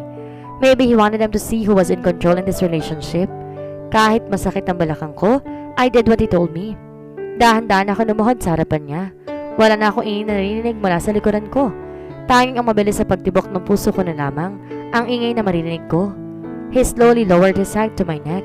Sobrang lapit ang mukha niya. I could feel his breath against it. Napahawak ako sa hita niya na wala sa oras. He smirked a little. When the tip of his nose touched it, nagsitayuan ang mga balahibo ko. It was like he was kissing it. My mouth hung open. Bumaba ito sa collarbone ko, doing his best not to touch it but smell. Nagulat ako nang higpitan niyang hawak ng kamay niya sa leeg ko. I don't need to use my eyes to look for you. My heart screams it's you, Moira. Bulong niya na sobrang hina na kaming dalawa lang nakakarinig nito. I nodded nervously. I bended to expose my neck to him. He kissed it lightly. You're the only one I want and the only one I want to be with. Bulong niya sa paos na boses. I did my best not to answer him. He let go of me at sabay umayos na upo si Brayden. I was blushing when I stood up. Lahat ata nakikita at napanood ko, nagulat din sa nangyari. Even Ashley lost her voice na bumalik ako sa pesto ko, kanina. That was quite a show, everyone. Saad ni Ashley na makabawi na sa pagkagulat. Isn't it exciting? I can't wait for the woman number 3. Naknak pa yung naib sa ibang planeta ang utak ko. Hindi na ako nakamove on sa ginawa ni Brayden, kahit pa iba naman namang ginagawa niya sa akin araw-araw. Sa lahat na lalaking dumaan sa buhay ko, siya lang nakakagawa sa akin ng ganito. Sometimes I'm scared it might go wrong and I would be left behind all alone. Napatras ako na magpatay sa diyang ilaw. Then, S&M by Rihanna played in the background. Cause I may be bad but I'm perfectly good. I don't care, I love the smell of it. It was the woman in black leather. She was still wearing her half mask and now she was holding a rope. She was dancing in front of Brayden while he was frozen into place. Her black hair was really long. Sobrang taas ng heels niya. Sticks and stones may break my bones, but chains and whips excites me. Napapatakip ako sa bibig ko. She was doing dirty dancing to Brayden. Napatingin ako kay Ashley na hindi rin makagalaw at para nagulat sa ginagawa ng babae sa stage. Paulit-ulit yung kanta at patay ng pagpapatay sa din ng ilaw na parang club, pero nasa kanila mismo nakatutok yung spotlight nito. Love is great. Love is fine. Out of the box, out of line. The affliction of the feeling leaves me wanting more. Nang matapos yung kanta, namatay saglit ang ilaw. Pagbukas ito, wala na yung babae sa stage. Dahan-dahan nagpalakpakan ng mga tao. Ah, another surprise, isn't it? Awkward na sabi ni Ashley sa audience. I know that was not part of the show. The way his face was so confused and tinanggal niya ang blindfold. Napatingin siya sa akin. Now to proceed, who will you choose, brother? Tanong ni Ashley para matapos agad ng larong to. I'll choose number 2, he said seriously. Ashley clapped. Congratulations, number 2. Please claim your prize here. Nag-cheer ang lahat sa amin na lumapit ako sa kanya sa stage. We faked it until we made it. Na makababa ng stage, agad ako nagtanong sa kanya. Who's that? Nagkibit balikat siya. He looked uncomfortable. I fucking don't know. Poor Brayden. Alam ko hindi siya mahilig wakan ng ganon na mga tao. Tapos may sasayaw pa sa kanya na hindi niya kilala. I was getting jealous, yes. Pero alam kong mas kagulat-gulat ito para sa kanya. Hindi ka ba nagtataka kung sino yung sumayaw sa'yo? You should ask Ashley. Suggestion ko. She doesn't know who he was too. She looks confused as well. Marahang sagot niya sa akin. Nahihiwagaan talaga ako sa babaeng yan kanina pa. She was standing out among the others kahit na ayaw nang ipakita mukha niya. Baka may gusto siya kay Brayden. It was her only way to make him notice her. Now, should you take your date now? Basag nito sa pag-iisip ko and in that moment, agad nawala yung worries ko. He took my mind back to reality, to him. Oo nga, baka isa yun sa mga babae na gusto nang kunin ang atensyon ni Brayden. Just like what other girls wanted to. I felt a little possessive right now. I pay for you so kailangan ako masusunod sa date natin. Natahimik si Brayden saglit. That depends, Mrs. Sevilla. Anong ibig mong sabihin? I paid for this tapos ikaw lang din masusunod? Kailangan siguro natin gumawa ng kontrata, Mr. Sevilla. He laughed. You always surprise me with your answer, Mrs. Sevilla. So, is that a yes? He nodded. No rules? Tubango siya. No consequence that day? Yes. Thank you. Still the most welcome, love. He took my hand. Nagpaalam na kami sa pamilya niya na kailangan na namin umuwi. Pumayag naman sila habang nasasakyan kami. Nakangiti pa rin ako. I always felt happy whenever I'm with him. Enjoying your prize in advance, huh? He teased while I still on the road. How could he read my mind? Ganun ba ako kadali? Sort of. We'll do things my way, Mr. Sevilla. So you better prepare yourself. Embrace the prize, love. Ngayon lang ako papayag na ikaw masusunod sa lahat ng gagawin. You know it's against the rule. He smirked. I will keep that in mind. I look at the window. This is going to be one-of-a-kind experience. Could you believe na pumayag siya na ako masusunod? Kaya kailangan ko ring paghanda ng date na yan. Once inabaluman lang siya mangyayari. I would give my very best to it, Moira. Yes, my love, my way, I said happily. I was half asleep when someone removed my seatbelt and lifted me up. Kahit pakiramdam ko panaginip lang to. I knew who it was without even looking. I still closed my eyes. Ayoko masirang pakiramdam na nararamdaman ko. This was the first time he did it to me. He was changing, though it was not too drastic, but his heart was becoming soft a little, and that for me was enough. Ilang araw na kami nakakapag-usap na maayos. Parang kailan lang takot at takot pa ako sa kanya. I didn't know how he did it. Nakapasok siya ng bahay habang buhat-buhat ako. Inihiga niya ako sa malambot na kama. It wasn't my bed.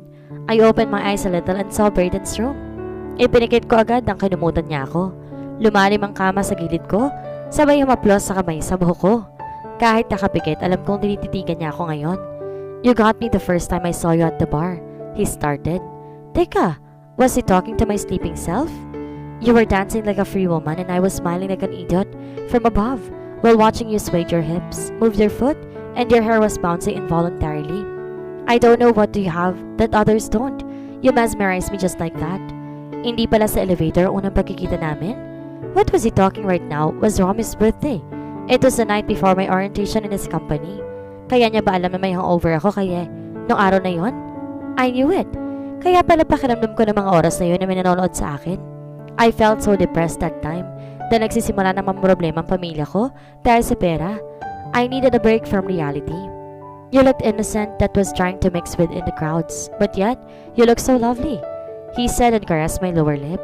Gusto kong gumising at yakapin siya, but I would only ruin this moment. Was this conversation supposed to be a secret? You got me there.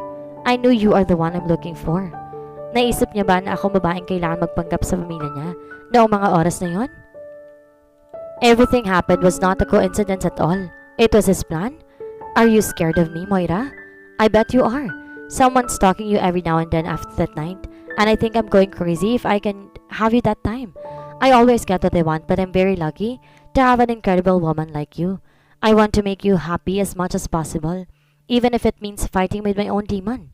No, we all had different demon fighting every day. We were just not in the same level, and the same monster, but I felt flattered knowing that he was trying to change. Moira, how can you do that? I've been lost all throughout my life. How can you make me compromise and communicate? I don't do it with other women. Pinipigilan ko sarili kong mapangiti dahil alam ko nakatitig pa rin siya sa akin.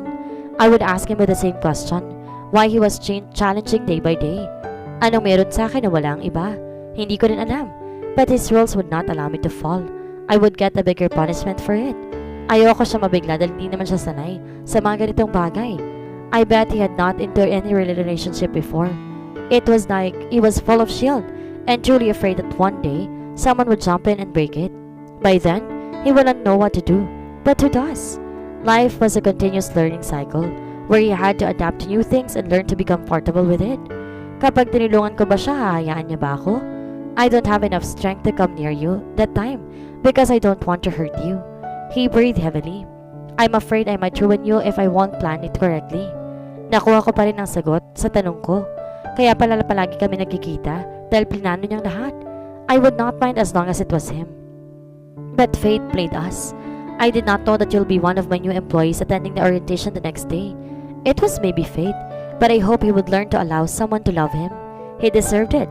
Kahit hindi ko palabto ko sa nakaraan niya, kahit na may mga bagay siya nagagawa na hindi ko nagugustuhan, I'm always willing to forgive him. Pero si Erica bang dahilan kung bakit siya nagkakaganito? Did he love her that much? I am so clueless. Then the day you walked in my office, blaming me about your family, he chuckled. Who am I to refuse? You asked for it. My mind works like that and take advantage of the situation you're hopeless in. As much as I like submissive woman, you are one of those unique women I'm willing to try. I tried to tame you, rule you, but you are too stubborn. Ibig sabihin ba nito, sunod-sunuran talaga sa kanya mga babae niya dati? Sa bagay, if this man would give you a chance, you would do everything he wanted para hindi ka nang iwan. But I was different. Pinasasalamatan ko sarili ko kahit paano na hindi lahat ng gusto niya isinusunod ko. Men did not like that. They wanted someone who would challenge them. Then I found out my family is returning from abroad. It was time to execute my plans. Napahinga ako na malalim. His information was overwhelming me. Parang sasabog ang utak ko sa mga sinasabi niya. It's not your dream because I married you in front of a judge and the bodyguards I have. You don't deserve it, but it's the only way I thought I can have you. Why am I being emotional? Hindi ko alam. Dahil ba nasirang lahat ng plano ko? O dahil naramdaman ko kung gaano niya ako kagusto, pero hindi niya mailabas sa tamang paraan? I stayed away from you for a month. I left you alone in this house, but when I came back, my feelings for you became stronger. I sniffed and tilted my body to the side. Naisip ko na naman kung bakit nasa ganitong sitwasyon ako. And I also felt happy to be married with him, kahit hindi itong pinapangarap ko. But I hoped one day he would let me in. I hoped he would have our happy ending. Braden rolled me to face him, then kissed my falling tears. He knew now that I'm awake. Hindi ko pa rin idinidilat ang mga mata ko. Then again, Moira, since you like danger, you are here with me. No, hindi siya danger para sa akin. He saved my father. He helped me. Hindi niya lang talaga alam kung anong paraan dapat niyang gawin. But I still accepted him wholeheartedly. I can protect you from everyone, but sad to say, I cannot protect you from myself. Bigla ako nakaramdam ng awa para sa kanya. His past must be really traumatic. He would think that he was really a danger. His ways of doing his punishment was another story. Pero hindi yun darating sa punto na siya pa ang panganib sa akin. I am sorry, Moira. I'll do my best not to leave. Gusto kong maniwala. Gustong gusto. Pero alam kong mabilis din magbagong isip niya. Kaya babaguhin ng ilang buwan ang pagsasama namin ng isip niya. You're always dreaming about it, love. Always telling me not to leave as if I'm running away from you. But I am not. He then kissed my lips gently. I opened my eyes. Pinunasan niyang luha ko habang nakatingin sa kanya. Please don't treat yourself like that, Brayden. Sabi ko. Please allow yourself to love and to be loved because you deserved it. Hindi ang nakaraan mo magsasabi sa'yo kung hanggang saan lahat ang dapat mong gawin. At the end of the day, ikaw pa rin ang magdedesisyon sa buhay mo. I smiled weakly. Tumango siya, tinilikan muli ako na marahan. If it's that easy, I would. But you can keep on trying, okay? Sabi ko, tinawakan siya sa pisngi. I am willing to try everything you want me to do, but please, mag-try ka rin. Lumayo siya at dahan-dahan habang nakatingin pa rin sa mga mata ko. Ang lungkot-lungkot ng mga mata ngayon. Dahil ba sa naalala niya kung paano kami napunta sa ganitong sitwasyon? I won't promise, sabi niya. You should sleep now, Moira. Good night, my love. Dream happy dreams. He then kissed my forehead. Tumayo na siya sa tabi ko at lumabas sa kwarto. He would try. At least he would. Hindi na masama yun, hindi ba? Hindi niya rin ako iiwan. Yan lang ang pangahawakan ko kasi nahuhulog na ako sa kanya eh. Ipinatong ko ang kamay ko sa dibdib ko na ang bilis na naman sa pagtibok. He opened himself again to me. That's another milestone for me. Kahit na paunti-unti basta may progress, magtsatsaga ako. Napaikot ako sa kwarto niya. This was familiar but it did change. Dumami ang unan sa kama. May kurtina na sa gilid at yung cabinet niya, mas malaki na. Wait, this was still my room? Dumiretso ako para buksan ang cabinet. Nalula ako sa nakita. Ang dami ng damit at sapatos. Mas lalo pa nadagdagan ang laman nito. When I opened the drawer, there was a new laptop, phone, and tablet inside. Was this all for me? Pati yung vanity mirror ko at makeup puro bago na. All shades were here and it was from branded company. Pagkabukas ko ng drawer, iba't iba nagkikistapan na alahas naman ang bumungad sa akin. I did not expect this. Ilang araw lang kami nagstay sa kanila pero ang bilis ng pinabagong kwarto ko. Humiga ako sa kama, feeling dreamy this time. Ilang araw na lang pala bago magpasko. Maybe this was one of his gifts. Ang dami niyang nagawa para sa akin. Kailangan ko na makaisip kung paano makakabawi. I sighed. My ever unpredictable beloved husband. Ipapakilala ko na kaya siya sa magulang ko? Mukhang oras na din. Sana'y pumayag siya. I felt like I woke up in paradise. May mga bouquet sa kitchen table, breakfast and also a sticky note. Moira, been to office early. Still have important meeting to do and attend. Looking forward to meet you there, love. I asked someone to drive you to the office. Be safe. Brayden Ali. Napangiti ako ng di oras na may nakakita sa akin ngayon. Mapagkakamalan akong baliw. Itinago ko yun sa bagot, kumuha ng panibagong sticker note at sinulatan do. Dear Sir, my boss, my master, my husband and my unpredictable Brayden Ali. Thank you for opening yourself up to me last night. You don't know how you made me happy. I didn't know you first saw me at the bar. I miss you this morning. Moira. P.S. Will you be my date on Christmas Day? My way, love. Ipinasa ko naman ulit yung papel sa bag ko. Ipapabigay ko na lang kay Mira mamaya dahil wala naman siya magagawa. Kumain na ako, naligo at nagbihis. I'm wearing a miniskirt and a simple shirt. Isa ito sa mga binili ni Brayden sa akin so I needed to wear it dahil kung hindi mag-aaway na naman kami. I would made his eyes focus on me today. Gaya nung isang araw, I wanted him to find me beautiful again. Yung tipong hindi niya mapipigilan na magkalayo kami kahit sa office lang. When I went outside the car he bought me and the driver was waiting, I hopped in and said good morning to the driver. Nakakuha ang sasakyan ng iilan atensyon ng mga tao. I was a bit shy at first but when I went out, nag-thank you na ako sa driver at mabilis na naglakad papasok. Good morning, Miss Visconde. Ngiting bati sa akin ng guard. Sabay itong himalan na binati niya ako at alam niyang pangalan ko. Mukhang kumalat agad ng chismis sa mga nangyari kagabi. Hindi ko alam anong ipapaliwanag sa kaibigan ko. Good morning din. Ngiting tugon nito. The guard also guided me to use the private elevator. Kahit nakakahiya, sinunod ko na lamang siya. Pagkapasok ko, may isang babae na kasing tangkad ko naghihintay. She raised her brow to me. Mukhang masama ang umaga nito. But I remembered her. Isa siya sa mga nakasalubong ko sa office si Brayden na nagtatanggal ito dahil sa Ines. What was she doing here? I smiled a little then stepped in. Nakapindot ng button ko ng floor si Brayden kaya hindi na ako nag-atubili pang pindutin to. I was eyeing her secretly.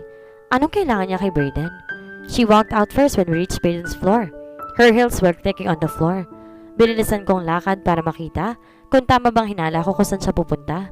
I went straight to Mira's table. She gave me a bored look. "Good morning," she said robotically. "What can I do for you today?" "Pwede mo bang ibigay ito kay Brayden?" Nilabas kong sticky note. 3 siya para hindi makita agad ang nakasulat sa loob. I wrote, "Do not read" on the first page. "And what is this? Importante ba to?" she asked. "Yes," sabi ko na lang. Pilit kong hinahabaan ang pasensya ko. "Please don't read it. Thank you." As if I care, Miss Visconde. Kinuha niyang sticky note sa kamay ko at siniksik sa mga bultahing folder sa gilid. "Mga anong oras niya mababasa?" I asked again. Once I finished this all, nakaschedule kasi mga bibigay sa kanya. I placed my hand on the table. "That's a very important message, Mira. Please huwag mong ubusin ang pasensya ko at baka mautusan ko si Mr. Sevilla na tanggalin ka." Pagbabanta ko. Mukhang naalala na naman niya kung sino ko. Without answering me, she placed a note above the folders. "There, thank you," sabi ko. She did not answer. Tumalikod na ako at sakta namang nasalubong ko babaeng nakasabay ko sa elevator. She looked like she went to the restroom first. "Mira, is Mr. Sevilla free right now?" Tanong nito sa sekretary ni Brayden at nilagpasan ako ng lakad. "He will have a meeting, Sassy. Do you mind going back after lunch?" Sassy? Bakit kilala niya si Mira? At bakit nakaramdam ako ng hindi maganda sa kanya? "I have an appointment with him," she told her firmly, "and I was already advised him I'll visit this early. Let me ask him first, Sassy." Tumayo na si Mira pero hinarang siya ng babaeng nagngangalang Sassy. "I'm here to surprise him," she told Mira. "If you don't mind, kilala naman niya ako, hindi ako magugulo." Mira lazily looked at me first and then at Sassy. "Okay, you may come in. Just knock first." Naging alerto naman ang mga hormones ko sa iba't ibang dako ng katawan ko. Hindi ko alam kung hahakbang na ba ako o papasok din sa opisina ni Brayden. This time, napalingon ng babae sa akin. Nagkatinginan kami. Naguguluhan ng mga mata niya at saka humakbang papunta sa glass door na office ni Brayden.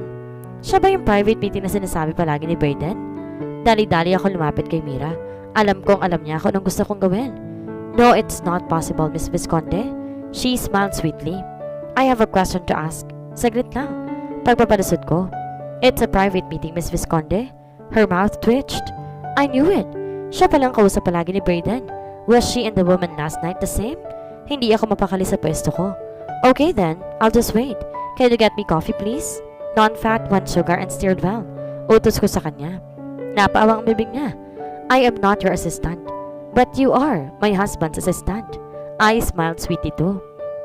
Umirap si Mira. Tumayo na sa pwesto niya. Buti na lang malayong coffee room sa floor ni Brayden. I acted normal like I was about to wait on the couch. Nang mawala na siya sa paningin ko, mabilis akong humakwang patungo sa glass door ng opisina ni Brayden. I slowly opened it without making any noise.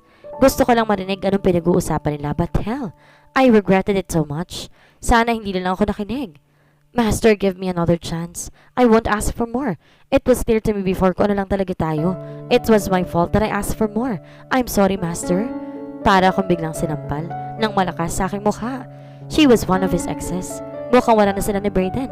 Did she come before me? "No, Sassy. I already have decided and there's nothing you can do about it," Brayden replied in his serious, dangerous tone. "You said we can work it out always, right?" Nasa gilid lang ito ni Brayden at hawak-hawak ang braso nito.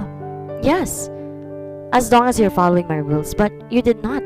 Seryosong sagot pa rin ni Brayden. Bakit parang sinasaksak ang puso ko ngayon? Parang biglang may dumagan sa dibdib ko at nahihirapan akong huminga. "You made it clear to me that no feelings involved, and I assured you wala talaga. But I tried at wala naman nagsumusubok, right? Alam mo na ngayon, I won't do the same mistake. Give me a chance." Nakaupo siya sa sahig habang yakap-yakap ang kamay ni Brayden. He wasn't even looking at her as if he was not affected. May binabasa lang itong papel sa harap niya. "You know the game, Sassy. Once you fell, you're out. I cannot reciprocate that love. You know I can't," he said in a monotone. "Don't you miss everything we did? The canning, the handcuff, and all. Lagi kong sinusunod lahat yun without complaining. Don't you miss it? Don't you miss how you kissed me, wild and hungry? Don't you miss touching me and kissing every part of my body like it's yours to begin with? Because I miss it. I miss everything about us." Napaawang ang labig at mabilis tumulo ang luha ko sa mga narinig. I thought I was special, but I did it to her too. Hindi ko naman alam ang paniniwalaan ko. Hindi ko alam kung paano pa kakalmahin ang nararamdaman ko. "Leave, Sassy. I don't want you here. We're over." Galit na utos si Brayden dito. He removed his hand from her, Pero imbes na umalis, tumayo yung si Sassy kay Brayden at isa-isang hinubad ang suot nitong pang itaas. There were tears falling from her eyes too. You can't resist this. You used to tell me that. Hindi niya kayang ibigay yung mga binibigay ko. Alam ko yan, Master. She will never satisfy your needs. She's not of us. She was naked from above. Then she knelt in front of him. It was like a real slave, offering herself to a master. I tried to focus how I breathe. I inhaled and exhaled dahil parang aatakihin ako ngayon sa mga nangyayari. Miss Visconde! Nagulat ako sa pagsigaw ni Mira sa likuran ko. Bigla ako tuloy nabuksan na malaki ang glass door at nadapa. I stared at them. My face still flashed from crying. They both looked at me shocked. Napatingin sa akin yung si Sassy. Pakiramdam ko iisa lang kaming tao na magkatitigan kami. We were being controlled by him. What are you doing here, Moira? Gulat na tanong ni Brayden. He stood up. You, get dressed. Utos ito kay Sassy. My hands trembled. Hindi ako makasagot. Buti na lang inalalayan ako ni Mira para makatayo. I turned my back and walked fastly. Kailangan ko makaalis sa floor na to. Nanginginig ang buong katawan ko. Moira! He called. Hindi ako lumingon. Mabilis akong pumasok sa elevator at pinindot ang button sa department ko. Everyone were giving me attention and smiling at me. Gusto kong matawa at sumuka. I did not feel the same. Ate, ano nangyari? Bakit ka umiiyak? I hugged Romeo and cried on his shoulder. He stopped asking questions na patuloy lang ako sa pag-iyak. Girl, shut mamaya. You want? Kahit hindi Friday ngayon, dadamayin ka namin dyan. May naramdaman akong humihima sa likod ko. Ilabas mo lang. Kung sino man yan, gusto mo sabunutan ko? Talong ni Romeo sa akin. Lumayo ako ng bahagya. Kaya mo talaga? Oo, kahit gana pa yun ka-powerful, sasabunutan ko. Gusto mo sipain ko pa eh. Name it. Ganda-ganda mo tapos ayaw kang bigyan ng label? True that. Sabi mo na sa amin para maupa ka na. Sabat naman ni Rose sa likuran ko. Hindi niyong pagsasabi sa iba? Humigbi pa rin tanong ko. Hindi ko na kasi kayang di ilabas sa ibang tao. Kailangan ko na mag-a-advise sa akin kahit papaano. I needed a friend in times like this. Promise, pinky swear. Babawiin pa namin yung boylet mo kung sino man yan. Sabi rin ni Romeo. Ay, walang joke. Brayden Sevilla. Sigaw ni Romeo. Napampas si Rose sa braso nito. Totoo palang chismis na ikaw nanalo sa bidding. What the? Girl, how to be you po? Hindi namin kayang saktan yun, no? Magpapapatay na lang kami. But wait, paano nangyaring lahat ng yun? Ate, ang haba ng hair mo, ha? Sana all may 100,000. Sana all may free data sa CEO and sana all si Mr. Sevilla ang jowa. Mag-e-explain sana ako na mapatayo ang lahat ng mga kaopisina namin. Naghiwa-hiwalay kaming tatlo. Kahit na humihigbe, pinilit kong punasan ng mga luha ko. Our CEO is here to observe this department. He heard that his department is being inconsistent. Sabi ni Miguel sa harap. Brayden looked so serious. He must be so mad and so am I. Nakipaglabanan ako ng tinginan sa kanya. Aham, eye to eye. Mamaya kiss to kiss na. Pagpapaalala sa akin ni Romeo. Haba ng hair mo, girl. Nag-away lang kayo, pinuntahan ka pa dito. Can't believe this is really happening. Sabat ni Rose. Just do your normal routine without looking anywhere. He started. Once I see some being useless, I will ask you to pack your things and leave. Did I make it clear? He sounded really mad. Everyone answered in unison except myself. Masama ang loob ko sa nalaman ko sa kanya. Masyado nakakagulat na nakita ko ngayong araw. Did I make myself clear to you, Miss Visconde? He asked irritatedly. I rolled my eyes. Yes. He raised his brow. Yes, what? Yes, sir. Sabi ko tumupo na sa pwesto ko. I checked my email first and replied. Doing my best not to be distracted by him kahit alam ko nakatayo niya ngayon sa likuran ko. Miss Visconde? Tawag niya sa akin. Tumahimik naman ang paligid. Inaabangan ko anong kailangan sa akin ni Brayden. Sir? Get me some coffee. Now. He sounded so bossy. Tumayo ako at hindi siya sinagot. I went straight to the coffee machine. Keep your head to your computer. If you see any one of you seeking, you're fired. Pagbabanta ni Brayden bago ako tuloy ang lumabas. Bumukas ang pintuan. Iniluwa siya noon. He was looking at me emotionlessly. Do you need the milk, sir? I asked sarcastically. Let's talk. Sabi niya at lumakad sa harap ko. Wala tayong dapat pag-usapan, sir. Sugar? He ignored me. It's nothing. Niligan ko ng kape ang asukal niya at inalo iyon. No, it means a lot to me. At least now alam ko na kung ano talagang pinapasukan ko. He held up my chin. Look at me. Matapang akong tumingin sa kanya. And then what? Para maalala ko rin lang lahat ng to kapag iniwan mo ko?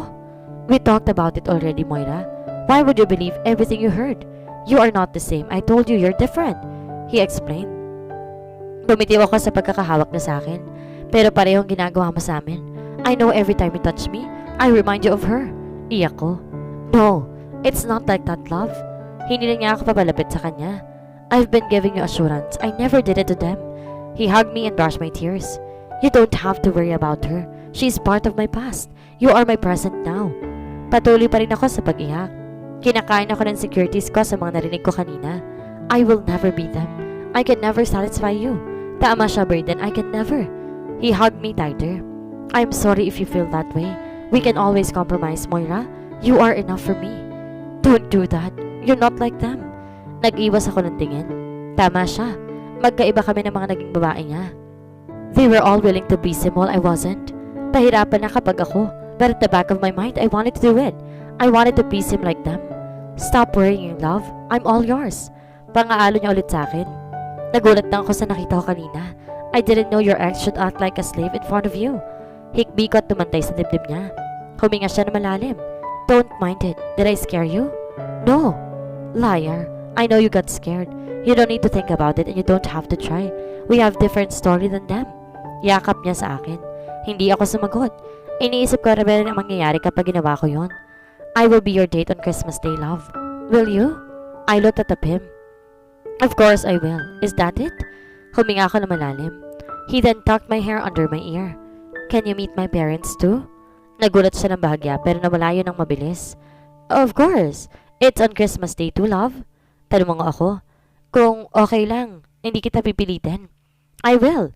I'm looking forward to meet your family. Ashley said you miss them so we will visit them. He kissed my forehead. Sir, excuse me. You still have 4 meetings to attend. Singit ni Mira sa amin. Okay. Tell them to wait for a second. He told her. Umirap muna ito sa akin saka naglakad paalis. Braden gave me multiple kisses. Bumabawi sa nakita ko kanina. Kapag padating sa kanya, ang bilis ko makalimutan ng sakit. Ang bilis ko magpatawad. I'll see you later, Mrs. Sevilla. He said and kissed me again before turning his back at me. Natulala pa rin ako sa nangyari. It was like I'd been hypnotized when he was around. Or what he did to me, Braden. I fixed myself first at saka bumalik sa loob. Hawak ang kape na hindi naman niya ininom. Ang lakas ng gayuma. Share mo naman ang secret to success. Pangaasar ng katrabaho ko. Now I knew kung bakit ayaw ni Braden na malaman dito na asawa ko siya. Romeo and Rose were too eager for my story. I would tell them next time. Para naubos kasi ang enerhiya ko sa mga nangyari. Nagpaalam ako kay Miguel kung pwedeng umuwi na maaga dahil masama ang pakiramdam ko. He said yes dahil na rin alam niya na may connection ako kay Braden. He was acting kind. Before I went home, I started buying sexy clothes and stuffs for him tonight. Ayokong maiwang luhaan sa huli. I should give him my all and not regret a thing. I would beg for him tonight. You can do it, Moira. Come on, you can do it. I reminded myself a couple of times already. Should I go for it? Baka nadadala lang ako ng emosyon ko dahil sa mga nangyayari ngayong araw. After how many self-convincing, I have decided that I would do it. This was for him and also for me. Baka malay ko magustuhan ko ang ganitong mundo niya. I took a bath, sprayed perfume and shaved every part of my body that he would see. Yes, this would be my first time but I tried doing until the second base before. Kaya kahit papaano'y alam ko magiging komportable ako. I wore a black see-through with hip cup dress. Black brown underwears matched. Feeling ko rin kasi favorite ni Braden ang mga itim na kulay. Maybe he would find me attractive even more. I let my hair rest on my back. I even lowered it and straightened it a while. My natural curly hair was gone. I did brush my teeth twice already. I did some exercise para hindi masyadong biglang katawan ko sa gagawin namin. Shit, bigla akong kinakabahan. It was past 7 already. I kept on swallowing every time na narinig akong ingay mula sa labas. Pero mas kumabag ang dibdib ko nang bumukas ang pinto. Moira? Nag-aalala ang tono ni Braden. Over here! Sigaw ko at umupo sa kama. I crossed my legs to make me look more sassy. I really had no idea what I'm doing.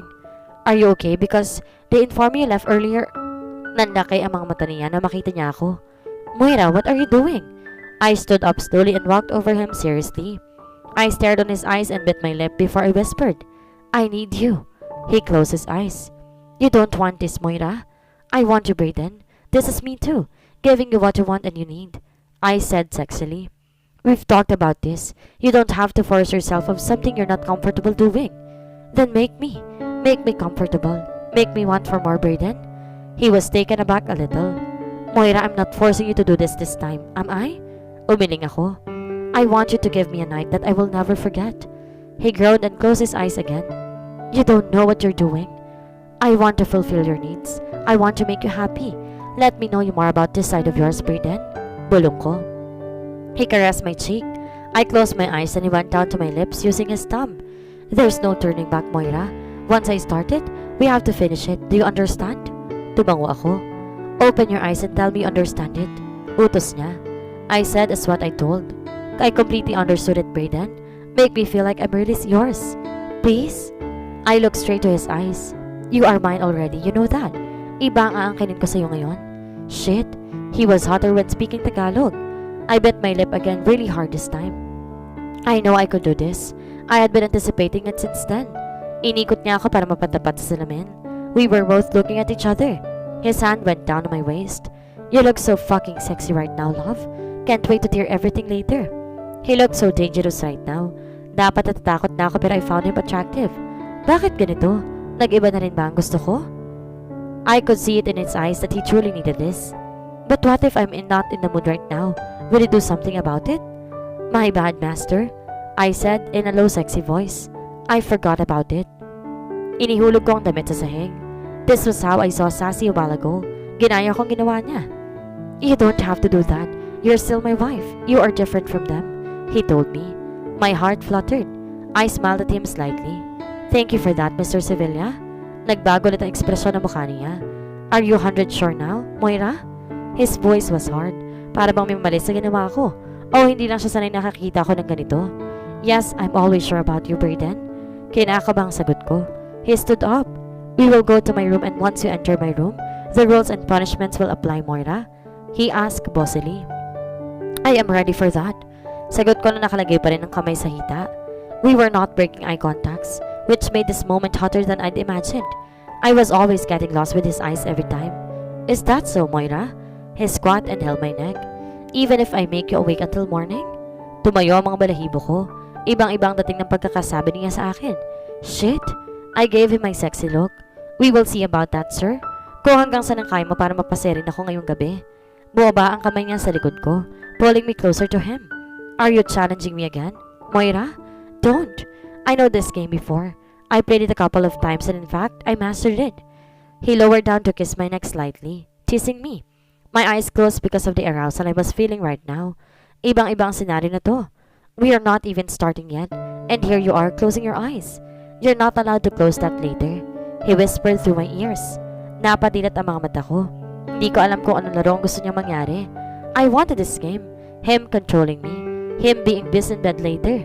What else do you want? Tanong ko. Are you mad? He asked back. Yes, I lied. I didn't know why I said that. Love, I won't take yes as an answer. Not this time. My world, my rules, remember? This is the other part of my world. Then take me with you, Brayden, I said breathlessly. We'll get there but first, let's go to my room, Moira. Hinila niya ako papunta sa kwarto niya.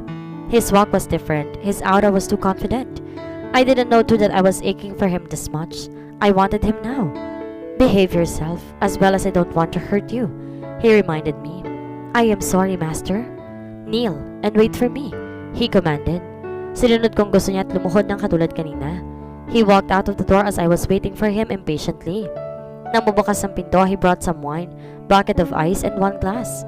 I gasped, looking to his dark eyes now looking at me again. Nakita kong isa niya pang hawak. Holy shit! Was that a chain? Come here, he said and placed down everything he was holding on the table and stand in front of me. Yes, I gulped real hard. Master, this was it. Umupo si Brayden sa blackout sa gilid ng kama. Kinuha niya ang remote sa gilid. Then a music played in the background. I was feeling sad. Can't help looking back. Highways flew by. Introduction pa lang. It was very erotic. My body reacted to it as I was feeling excited and seductive at the same time. I walked to him slowly, not breaking my eye contact. Run, run, run away. No sense of time. I'd like it to stay. Closer, Moira. Sinunod ko ang gusto niya. When I was close enough, he buckled the collar on my neck with a small chain in it. There, it suits you very well. Now I want you to strip your clothes slowly. Don't rush, love. Just take your time. I want to watch you doing it. Because of the song in his voice, I followed his command.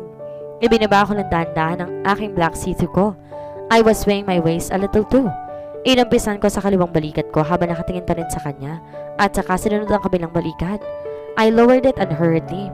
His eyes darkened when my breasts were finally exposed to him.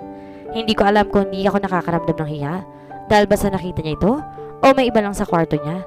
I wanted to be my prize. I was about to remove it completely na magsalita siya ulit. No, not yet. Sit again, Moira. Itinuno niyang space sa couch na inuupuan niya. I did as I was told. The song was helping me to be like this. It made me aching for something I had not experienced before. Turn around, he ordered. Let me see your behind, Moira. Napalunok naman ako tumalikod sa kanya. Mabagal kong ipinatong ang tuhod sa couch upang nakatas sa likuran ko. I was holding the edge of a couch for support. Can I smack it now? He asked. You can tell me if it's too much. I'll stop it right away. Tumingin ako ng bahagya sa kanya.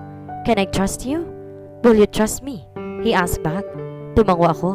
Do what you want. Pumikit muna ako and I was waiting for him to hit it, but he massaged it first and opened my back a little. Ipinagit niya niyang hati ng see-through ko so he could see each of my cheeks from behind. I bit my lip when he smacked my back. Bumilis ang tibok ng puso ko. I did not feel any pain. Bakit ganun? Ibang-iba sa naramdaman ko nung ginawa namin nung una. More? He asked once again. More, I whispered. Then he hit it harder this time. Napahinga ako ng malalim. When was my body pleasured by it? I would love to see it turn pink, but I know out boundaries. Don't. Just go with it, master. He smacked it again and again as I moaned every time his hand landed. The pain was giving me pleasure. Ano bang nangyayari sa akin? Then I felt his mouth kissed every inch of it, leaving no prison since this was our first time. Face me. I'll never get enough of you, Moira. Sabi niya habang pinagmamasan ng katawan ko nang mahubad na niyang tuluyan ang suot ko. It's all yours, bulong ko. Of course, it's mine. He moved a little para magsalin ng wine sa glass na puro yelo. Ininom niya ito't lumapit sa akin sabay halik sa akin. When I opened my mouth, he passed the vodka in my mouth. Napaubo ko ng lasahan ko iyon. I'd never done this before. It was so sexy. Swallow it. Kahit iilan na lang natira sa bibig ko, sinunod kong sinabi niya. Open your eyes first. Binuksan kong mata ko at pinanood siyang isalin muli ang wine sa glass. Swallow it, now. Agad kong sinunod ang sinabi niya at bigla niyang hinilang shade sa leg ko upang mapaupo ko sa harap niya. He crushed his lips again blind. You taste really, really good, Moira. I want to taste it too down there. This is mine too, Moira. I bit my lower lip. All yours. I woke up really tired. Kahit alam kong kumpleto ang tulog ko. Ang bigat-bigat ng pakiramdam ko. When I tried to move, my body ached. Shit! Sinubukan kong alalahanin ang nangyari kagabi. Hindi ko maiwasang hindi mapangiti. I enjoyed it a lot.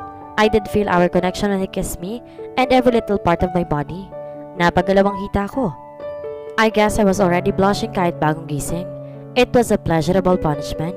Who wouldn't want that? What's wrong? Nag-aaral lang tanong ko. Sorry, Moira, he said. Nakatingin lang siya ng seryoso sa mukha ko. Sa nangyari? For forcing you in this world. For hurting you. You did not force me. Sabi ko sa niya tumupo sa dulo ng kama. Ano ba nangyari? Ang ganda-ganda ng gabi namin tas bigla may problema na hindi ko alam. When I moved the white cover, there were blood stains in it. Napanganga ako. Is that for me? You did not tell me it's your first time. He looked down. I got carried away. Ano bang sinasabi niya? You were gentle last night. I reminded him. Wala masakit sa akin kundi pagod lang ang katawan ko. And I know it's normal since it's my first time and also we didn't do the usual way. Why am I feeling guilty when it comes to you? I kept thinking you don't deserve it. Sabi naman ito at inihilamos ang kamay sa mukha. I'm sorry, Moira. Kahit walang saplot ang kumot na may dugo lang ang nagtatakip sa bad mong katawan. Tumayo ako. Napahinto ako saglit na maramdaman ko lalo kung gaano kasakit ang gumalaw. He gasped. I ignored it and went to him. Brayden, I kneeled down. Hindi ko maintindihan kung bakit manaramdaman yan, but I'm okay. I assured him. Itinaas niyang kamay ko at pinakita sa akin ang namumuong pasa sa wrist ko. Mukhang napahigpit masyado ang tali niya kagabi. Was it too much without me knowing? Brayden, it's not your fault. Sabi ko at mabilis na tinagot ang nararamdaman ko. I've been doing that for a long time, Moira. It's one of the best nights of my life. But look at that. Do you like what you're seeing? Sinubukan kong hawakan ang mukha niya. It doesn't matter as long as I'm okay and alive. No, Moira, you're not. Don't lie to me. You can tell me if you did not enjoy it. Matigas na sabi niya. Brayden, I enjoyed it. Sagot ko. Hindi man yun normal lang gawin natin, but it's worth the risk. He looked away. There are worse things I could have done to you if my demon summoned me. Shh! Pangaalo ko. We can always compromise, hindi ba? We can feed your demon and satisfy you. We can meet halfway. Kaya natin mag-adjust sa differences ng isa't isa. As long as we're both willing, this will work. Nasaktan ako marinig siya na ganyan. I can drown on sometimes, Moira. Wala sa ulirat na sabi ni Brayden. If you want to run, you're free to go. I can cancel our contract. Umiling ako. I will help you. We will find ways, okay? Sagot ko kahit na wala akong ideya sa sinasabi niya. This is not how you live. Why did I fucking involve you into this? Napahinga ako na malalim. Kaysa naman sa ibang babae niya pagawin, I would not mind exploring his world. Huwag mong sisihin ang sarili mo, Brayden. Wala kang kasalanan. We both agreed to it. Kung kailangan mong gawin ulit sa akin yun, papayag ulit ako. Hindi dahil sa gusto ko, kundi dahil gusto ko rin to. Stop blaming yourself as if you committed an unforgivable sin. Pagpapaalala ko sa kanya. What if I am? What if I'm not the person you think I am? What if I am truly a sinner? Then you will ask for forgiveness. Mahinahong sabi ko. We can always ask for it as long as we're alive. Wrong. Sagot niya na tila ang layo ng pinaghuhugutan. Hindi siya tumitingin sa akin. Hindi ko alam kung bakit mo nasasabi mga bagay na yan. But one thing is for sure. You did not hurt me. I enjoyed it a lot. Don't say that. You're hurting me. You're lying. Huminga ako ng sobrang lalim. Well, I'm not. No, you don't. Pagmamatigas ito. Brayden, just please. I begged. Stop blaming yourself. Napakarap siya at diretso nakatingin sa mata ko. It was as if we were talking of something else already. He looked like lost boy. Naawa ako sa kanya sa nakikita ko siyang ganito. Ano ba ang ginawa na nakaraan niya sa kanya? This was another side of him. Be honest, Moira. Does it hurt? Talong niya habang nakatingin sa leeg ko. I took a deep breath. Okay, a little. Ayan na. But it doesn't mean I didn't like it, okay? I'm sorry again. He kissed my forehead. Wala akong dapat hingin ng tawad sa iyo, sabi ko. For me, there is.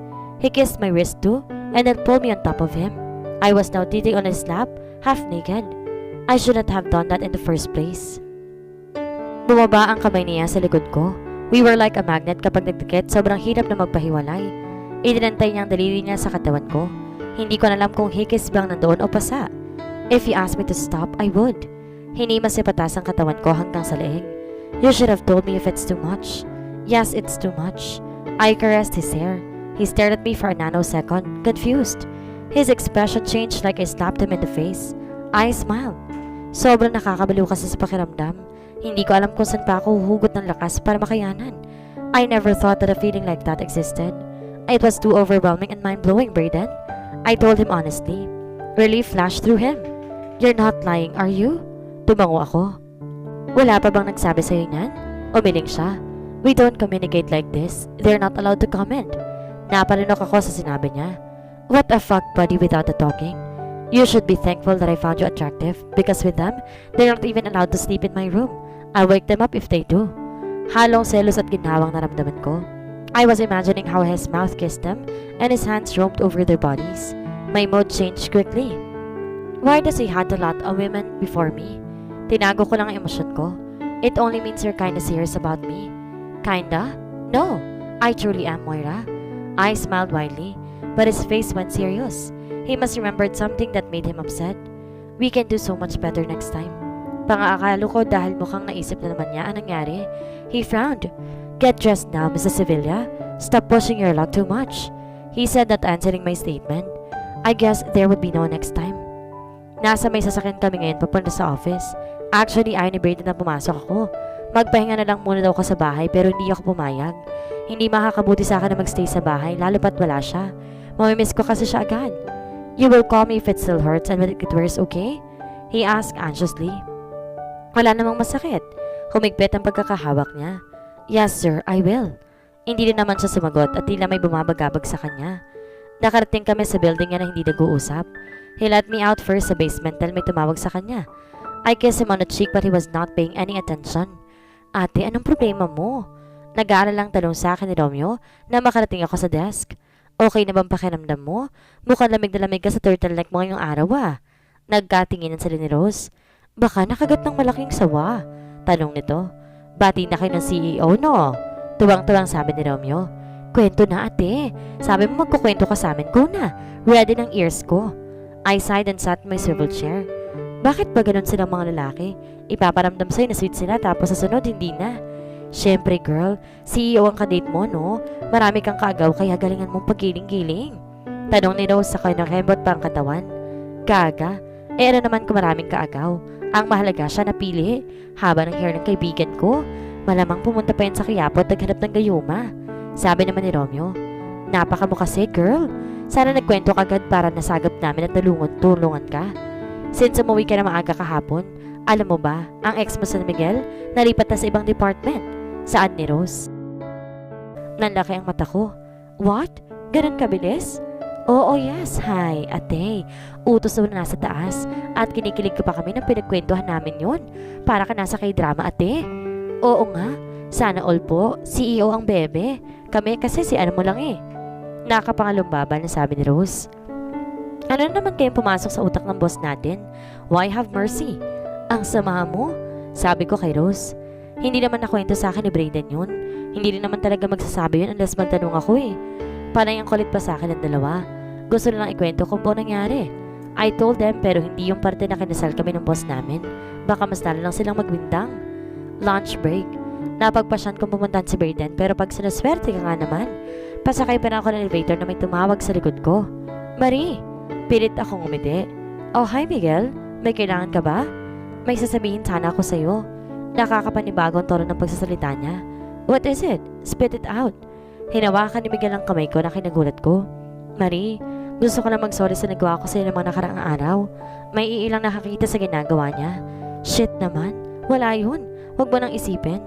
Salamat Marie ha. Pasensya ka na sa mga nagawa ko. Kagabi ko lang napagtanto na wala na talagang pag-asa magkabalikan tayo. Gusto ko lang naman puntahan si Brayden. Nagulat pa ako sa pagyakap niya. I tapped his back awkwardly. Friends? He asked, still hugging me. Yes, friends. I answered uncomfortably. Mas lalo pang humigpit ang yakap niya sa akin. Napapikit ako dahil biglang sumakit ang katawan ko. Get your hands off her. It was a dangerous dark voice I was familiar with. Bumitiw agad si Miguel. Pareho kaming tarantang tumingin kay Brayden. Mr. Sevilla? Bati ni Miguel. Irritable naman ang ekspresyon sa mukha niya. Hindi ko gustong makipagtalo ngayon, sir. Sabi ko nang mapatingin siya sa akin. I have something to tell you. His voice was icy cold. Panira talaga to si Miguel. Galit na naman tuloy si Brayden. I'll be there, sir. Just give me a sec. Now, he ordered. Dali-dali akong humakbang papasok sa elevator. I will see you around, Marie. Pahabol ni Miguel bago magsara ang elevator. Brayden's jaw tightened. Ang sarap kutusan nitong si Miguel. Tahimik lang kaming pinapanood umakyat ang mga numero sa elevator hanggang sa makarating kami sa floor niya at dumiretso sa office niya. What was that? He hissed when he closed the door. He wants to be friends daw and said sorry. Hindi pa rin ako maalis sa tabi ng pinto. Ayoko lumapit sa kanya. Natatakot ako. Nakatayo lang naman si Brayden sa gilid ng table niya. Friends? He's your ex-boyfriend. Wala naman kaming ginagawang masama, Brayden. I reasoned out. Sir, he corrected. Stop that. Stop starting your goddamn rules again. He was getting on my nerves. Ang ganda na sana simula ng araw namin eh. Nagbago na naman ang mood niya. Gusto ko siyang intindihin pero minsan, ang hirap lumugar. He looked at me in disbelief. You signed that goddamn contract, Moira. You are not allowed to have relationships with other guys. Seriously? His eyes darkened. Oh, whatever master of this damn world. He wanted to say sorry for treating me like shit. Masama ba yun? Do you think I would believe that? That guy is obsessed with you until now. He still wants you in your body. Inis na sabi nito. I was speechless for a moment. He was being jealous over Miguel? Totoo ba? Hindi sila match nun. He was in heaven while Miguel was on earth. Brayden. I tried to calm my voice. He is just an ex, kaya nga ex dahil tapos na eh. Why did I have to explain this to him? Stay out of him, Moira. He threatened. I rolled my eyes. You don't believe me, do you? Hindi siya sumagot at nakatingin lang siya sa akin. You don't trust me. It was not a question. I trust you, Moira. That guy is the one I don't trust. I'm just trying to protect what's mine. He reasoned out. I don't like sharing, Moira. You know that by now. Gusto ko siyang yakapin dahil sa sinabi niya, pero pinigilan ko ang sarili kong magpahalata ng kilig. This man would be the death of me. Maybe we should tell them we're married, he said out of the blue. I panicked. Not now. This is not the right time. Nadadala ka lang sa emosyon mo, Brayden. His brows creased. Are you ashamed of me? Of course not. I need to tell my parents first and then my friends. Alam kong magugulat sila kapag sumabog na lang ang balita sa kung saan. Natatarantang sabi ko. But I want it now, he said stubbornly. He was not being reasonable when he was jealous. Just please, intindihin mo naman ako kahit ngayon lang. He gritted his teeth. I've been adjusting myself and my rules to you. You still think I don't? What's with his mood? He was not like this. He would always compromise kapag may sinabi ako. Ganito ba ang nagagawa ng selos? We both startled na may kumatok sa pinto. Sir, the board is waiting and you still have 3 important meetings to attend today. Pang-aabala ni Mira. Tell them to wait or quit the shit out of here. He snapped. Mira nodded and shut the door. Tahimik lang kami na ilang sandali. I hated the long space between us and I hated fighting with him. It made me feel sick. Nang wala pa rin nagsasalita, inayos ni Braden ang business suit niya. You may leave, he told me. Umiling ako at naglakad na papunta sa pintuan. I was about to exit when he spoke once again. I will be leaving soon for an out-of-town meeting. I will let you know when I'll be back. Don't wait for me. Walang nagawa. Ibang version na naman na nakita ko ngayon. His mood kept on changing. I could not keep up. I opened the door and did not look back hanggang makarating at makapasok ako sa elevator. How would I make this work? When he had a lot of version of him, I did not know. When I got back to the office, my mood was really dready. Ganito na epekto niya sa akin ngayon pa lang. Paano na kapag tumagal pa lalo? I kept breathing heavily on my desk. Ate, bakit sad? Nakasandal si Romeo sa gilid ng desk ko. I was staring at the screen absent-mindedly. Hoy, warla kayo ni Mr. CEO, no? Sabihin mo na at baka may maitulong ako. Kahit deserve ko ng kwento. I didn't answer. Panay pa rin ang hinga ko ng malalim. Oh, Braden, what have you done to me? Niyakap niya ako. Hindi na ako magiging pushy pa. Whatever it is, malalagpasan mo yan gaya nung college pa tayo. His eyes twinkled when I looked at him. Gaya nung college pa tayo? Ulit ko ng bahagya nakangiti. Kung gaano ako kabilis malungkot, ganun din ako kabilis mapatawa. I miss those times na puro lang sayang iniisip ko. We did bar hopping after exams or before sem break. Kahit hindi alam na magulang ko yun. Ito na nga ang chika. Tomorrow night grand opening ng bar na isang friend ko. Pwede tayong pumunta at magsaya for a while para makalimutan mong problema mo. Just like the old times. Ngiting-ngiting sabi niya. Tomorrow night? Papayag naman siguro si Braden na aalis din naman siya para fair sa aming dalawa. Kung hindi man sa pumayag, tatakas ako. Game ako dyan, Juliet. I said smiling widely. Shh! Umaga ngayon kay Renan ako, okay? Kaya mahal kita, Juliet eh. Niyakap po siya na mahigpit. Alam ko, Moira. Anong meron? Anong chika? Sali ako. Singit ni Rose sa kadadating lang habang may hawak na iba't ibang folder.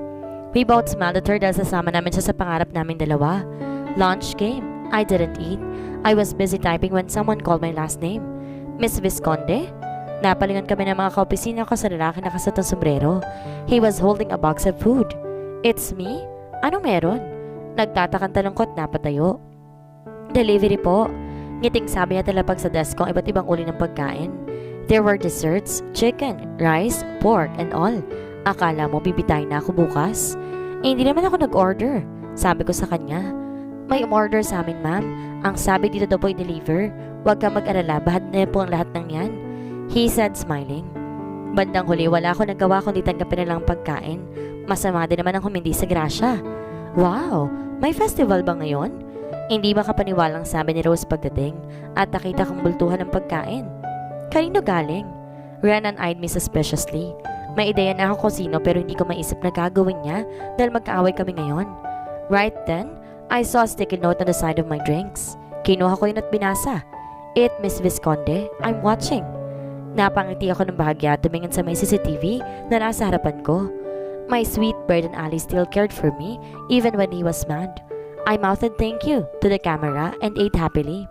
Kahit na binili niya ako ng pagkain, hindi pa rin siya nagpaparamdam sa akin. When I got home, he wasn't there even I waited for him. Sa couch na ako nagpalipas ng gabi habang nanonood. Here it go again. Tumatakbo na naman si Braden. Oh no! This time, ang dami namin kasama. Ikinagulat ko dahil puro kilala ko sila. I saw Sassy and Miguel running too, smiling at me devilishly. Then someone pulled me from the crowd. Diyan ka lang, naiintindihan mo ba? Sabi niya at pilit akong sinisiksik sa sulok. Bakit niya ako nilalayo kay Braden? Gaya rin siya ng ibang tao. Gusto nila paghiwalayin kami ni Braden. Ali only looked at me. The unknown person held his arm. Ang sakit sa dibdib ko. Natatakot ako sa tingin nila sa akin. Iiwan niya na ba ako? Please don't leave me. Iyak ko pero hindi nila ako pinansin. Do not follow us. Ang tayong binanggit ni Brayden. Do not follow them. Paano ko? Saan ako? Hindi ko kaya. I was about to stand up when they run. Unti-unti sila nawala sa paningin ko. Brayden! Sigaw ko pero hindi niya ako nilingon. Bakit mo ako iniwan? Dahil ba hindi ko pa rin maibigay ang gusto mo? Kulang pa din ba? Brayden! Sigaw ko ulit pero this time hindi ko na siya makita. Tuloy na siya nawala kasamang babae na magbibigay sa kanya ng kailangan niya. Umiyak na naman ako ng umiyak. Natatakot ako tapos iniwan niya pa ako. Brayden, come back please. Hindi ko alam ang gagawin ko kapag wala ka. Ali! Napabalik ko sa kama. Hinihinga na tumihikbi. Holy shit! Totoong luhang pumapatak sa mata ko. Napatutop ako na noo and looked at the watch. It was 2 a.m. at mukhang wala pa rin siya. Shit! Pati ba naman sa panaginip ko iniwan na niya ako? Napahawak ako sa dibdib ko na sobrang bilis sa pagtibok. Hindi yun totoo. It was just a bad dream. Hindi mangyayari yun. Hindi ko kaya at hindi ko siya pakakawalan. Tumayo ako para minom tubig when I saw a sticky note on the refrigerator. Been to out of town meeting. Be back tomorrow morning. I blinked. Bakit di ko siya naramdaman? Teka, pupunta niya ba isang babae sa panaginip ko? Umiling ako dahil kung saan naman napupunta ang utak ko. Niligpit ko ang mga kalat ko saka lumipat sa kwarto ko. Pipilitin ko na lang matulog. Wala namang maitutulong ito pag-overthink ko. Nagising ako sa isang boses sa babae at sumisigaw sa labas ng kwarto. Moira! Moira! Hindi kaya na-kidnap siya? Bakit naman po may binili lang po, ma'am? Bibili? Ganitong kaaga bibili? Ano naman ang bibilihin niya? Baka ano na nangyari sa kanya? Kawawa naman ang kapatid ko kung sakali. My poor brother. Oh no. I stood up hurriedly and opened the door. My eyes were still sleepy. Ashley, may kailangan ka ba? Inaantok pang tanong ko. Unti-unting nanlaki ang mata nito na makita ko at yumakap sa akin na mahigpit. Kala ko ano na nangyari sa iyo. Napasarap ang tulog ko. Sorry. Sabi ko. Why are your eyes fluffy? Kagagaling lang natin sa salon. Huwag mong sabihin nag-away kayo o namimiss mo siya kaagad. Anong pwede kong gawin para sumaya ka? Am I missing something? May weird feeling ako mararamdaman. Do you wanna go shopping? O magpaganda sa salon? Tell me, paano kita ma-entertain today? Tuloy-tuloy pang sabi nito. Wala naman. I'm okay. Are you up for something? You're sounding kinda weird. Nahihiyang sabi ko. She shut her mouth. Umiwas ang tingin. Ashley, please, anong meron? She sighed. Okay, sasabihin ko but promise me first na you won't tell him na alam mo na, okay? Tumango ako kahit naguguluhan. He persuaded me to stay with you while he's away. Okay, there. She covered her mouth and waited for my reaction. I was nonchalantly looking at her. Wait, what? She also said that you don't need to go to work. Habang wala siya, tayo muna magbabanding and we can go to the mall and eat. Like, lots of food. You cannot go to crowded places without our bodyguards. And also, stop. This was somehow too much to take. Hindi ako makapaniwalang kahit wala siya dito, magagawa niya pa rin iparamdam na nandito siya. Okay, ganito. Papasok ako sa trabaho ngayon at pwede ka nang umuwi. You can do everything you want but we won't everything you want but we won't tell him, better? No, Moira dear. Trust me. Malalaman niya yan. Please, pagbigyan mo na ako. Ano bang kapalit niyan? Nagtatakang tanong ko. He would ask my ultimate crush to eat me. She said excitedly. She looked so happy and excited. Kahit na hindi ko naman alam ang istorya. Napa-oo na lang ako. Isang araw lang naman. Wala namang mawawala sa akin ng makipag-bonding kay Ashley. We went shopping with his bodyguards the whole day. I kind of missed this feeling. Yung tipong mabibili mong gusto mo without looking at the price tag. I bought a dress for tonight's agenda with Renan. Sinabihan ko si Ashley tungkol dito. Sa una ayaw niyang pumayag pero nung sinabi ko magbabar kami, she said yes right away. Ang problema na lang namin ngayon kung paano makakatakas sa dalawang bodyguards na kanina pang sunod ng sunod sa amin. Kanina pa text si Renan kung kanina pa rin kami nakabihis. I applied concealer on my bruises and put a light makeup. Alam mo na kung paano. Sabi ko kay Ashley habang sumisilip sa pinto. So how? She asked while putting her fifth necklace. Itinuro ko naman yung bintana. Nanlaki ang mata niya. What? Ang taas niya na. Second floor lang naman. I winked at her. Para tuloy kaming teenager na tatakas sa magulang. Pinagkabit-kabit namin yung kumot at doon bumaba. We were laughing since nakadress kami. Para kaming tanga sa ginagawa namin. I gave her a high five na tuloyan kami nakatakas na hindi nahuhuli. Ang tagal mo, ate. Lunod na lunod tuloy ako sa mga lalaki dito. Nagtatalong saad sa akin ni Renan. He was wearing a mustard t-shirt. Nakatak yon sa pants niya. His hair was tied up. May tinakasan lang, sabi ko. By the way, this is Ashley. Lumapad ang itinirenan at sumigaw dahil napakalakas na music sa pagilid. Ashley Sevilla? Napakaganda mo sa personal. Ashley laughed. Sa picture ba, hindi? Just like that, they became super close. Sayang, hindi nakasama si Rose dahil may datang gaga ngayong gabi. Pumunta ako sa bar counter at tumingin sa paligid. Ang daming nagtaong nagsasayawan. Yung iba lasing na. Nakaka-aima shot na ako. Medyo may epekto ng alak sa sistema ko. Sobrang low tolerance ko talaga. Pero kahit ganun, patuloy pa rin ako sa pag-inom para makalimutan ng away namin ng boyfriend ko na hindi ko pala boyfriend pero asawa ko na. Bawal malaman ng iba dahil siya ay boss ko. Party like it's the end of the world. Sabay-sabay na aming kanta. I miss this, my nightlife, the happy-go-lucky part of me. I swayed my hips ignoring those people around me basta kami nag-e-enjoy lang. Tinataas ko pa yung buhok ko habang kumikembot na mapasilip ako sa lalaki na kapo sa counter na nakatingin sa akin na masama. May iniinom siyang alak at yung paa niya naman nakadekwatra na pang lalaki. Napahinto ko sa pagsayaw. May namaligno yata ako. Tama ba nakikita ko o kamukha niya lang? Itinaas niya yung isang daliri niya at gumalaw na nag-uutos sa pinalapit niya pa ako. Shit, totoo nga. Nawala yata biglaan tama ako. Lumapit ako sa kanya na kinakabahan. Enjoying yourself, Miss Visconde? He asked dryly. I giggled. Are you mad? Inilapag niya yung hawak na nabasa at tumayo sa harap ko. No words can describe how mad I am right now, Miss Visconde. My bodyguards informed me to sneak away. I giggled again. Ah, that? Tawa nga kami ng tawa eh. He raised a brow. Lumapit ako sa kanya para yumakap sa bewang niya. He put down his glass and snaked his hand on my waist. Please don't be mad at me. I've missed you. You can call me whatever name you want, Moira, he whispered. Anong nakaan niya na pwede ko na siyang tawaging Brayden? Hiniling niya ang kulit na pang mapalapit nala sa mga katawan namin. I miss you too much. It's like I felt my half-self with you, Moira.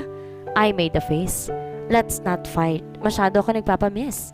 He smiled. I have important things to do, he reminded, and to somehow spend time to think. But please bring me with you, I said clingily. Bakit bang sweet ko kapag lasing? He smiled widened. Hush now, I'm here. Finally, niyakap na rin niya ako. Feeling ko ilang taon kami hindi nagkita. He kissed the top of my hair. Nawala na ng tuloy ng pagkalasing ko. You really like dancing, huh? He teased habang pinupunasan ng luha ko. You saw it again, I said looking down to my hands. Yes, and I will pay you 1,000,000 pesos just to see it again. But I prefer you in private, Moira. I blushed. Hihilain na sana niya ako nang pigilan ko siya. Wait! Nagtataka naman niyang tinignan ako sa mata. Renan and Ashley? Umiling siya at giniyan niya ang mata sa direksyon ng dalawa. I told her to take care of you. Look at her. She needs to be taken care of. Shh! Don't blame her. Malaki na ako at alam ko lang ginagawa ko and this is my idea. He looked at me, the stubborn as ever look. Let's enjoy the night instead, I suggested. I'll enjoy the night as long as you're with me, Moira. Gusto ko na naman sumayaw pero this time, sa tawa. Si Brayden naman ang hinila ko papunta sa table namin ni Renan. So, paano mo nalaman na nandito kami? Tanong ko na makaupo kami ni Brayden. He was caressing my exposed legs and it was very distracting. Someone called. He shrugged. Ang damot naman sa impormasyon. Parang hindi asawa. He smiled. I like you this way. You are very jolly, Mrs. Sevilla. I like you to calling me Mrs. Sevilla, Mr. Sevilla. He laughed. I was biting my lips and looking at his face. Iba talagang nagagawa ng alak. Nag-init ang buong katawan ko. Before I could speak again, he crashed his lips against mine. Then I closed my eyes. Gosh, ilang oras nang kami hindi naging okay pero ang tagal ng panahon ang nawala namin. I slightly pulled him away at nakaramdam ako ng pagkahilo. He gave a concerned look. Are you okay? Sorry, I can't stop myself from kissing you. It was out of line. I don't mind. Sabi ko na nakayuko. Pero that does mean na we can have another round of, sumirigaw sa mukha niya. No, not here. Lumayo siya sa akin bago pa mawala na naman kaming pareho sa aming sarili. Sumimangot ako. Eto na naman kami. Okay sa una tapos maya-maya hindi. Naramdaman naman ni Brayden na na-offend ako sa sagot niya. It's a yes and no answer, love. We'll talk about it once we get home. Pagbawi niya. You okay with that? Sure, I'm okay with that. I looked to his dark, beautiful eyes. Para na kaming siraulo. Feeling ko kami na nag-e-exist sa mundo ngayon. Kahit maraming tao sa paligid. He smiled while staring at me. I love looking at you, love. I smiled too because we both knew our fight was finally over. There you are, Moira. Sigaw ni Ashley na matapos na sa pagsayaw. Her face was so red already pero sobrang on point pa rin ang makeup niya. Napadako pantingin niya sa kapatid ko. Her face went pale. Brother, what are you doing here? Feeling ko na wala ang pagkarasing niya dahil hindi ngumingiti si Brayden sa kanya. Humigpit ang hawak ni Brayden sa bewang ko. Mukha nalalang pagtaksil na ginawa namin ni Ashley. Ashley, what brought you here? Ali asked innocently when Ashley seated in front of us. She drank water this time. Gusto kong tumawa dahil hindi siya mapakali. Her date must be too important for her kaya nagagawa siyang tatukutin ng ganito ng kapatid niya. I would talk to him if he wouldn't help her. Cut it out, Ali. Sabi ni Ashley ibaba ang baso ng tubig sa table namin na puno ng cocktails. I have done my part, you know? It's just, naghahanap ito ng palusot. Masyado ko nadala ni Moira sa akin.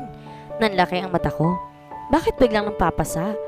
As she winked at me when Ali turned slowly, raising his brow. Nanlaki ang mata ko. Is it true? He asked seriously. You are the mastermind of this plan. Para siyang isang judge sa court na inaalam ko sino sa amin ni Ashley ang may sala. Ako to rin napat na ng tubig sa tanong niya.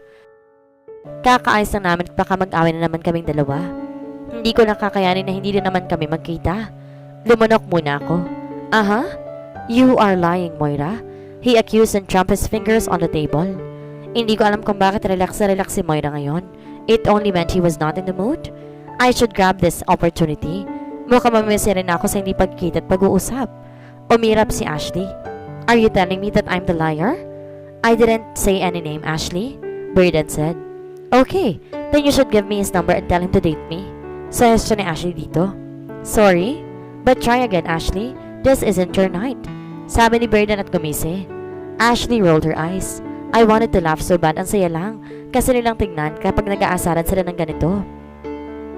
Brayden seemed relaxed with her and he was acting so normal compared to his other family members. You promised. Ashley gritted her teeth. I have done my part. I went to your house early in the morning kahit na dapat natutulog pa ako noon. Pinaglalaro ni Brayden ang kamay ko. Yes, and you also made a promise, Ashley? Moira. Banggit ni Ashley sa pangalan ko, her voice pleading. Tell him the truth.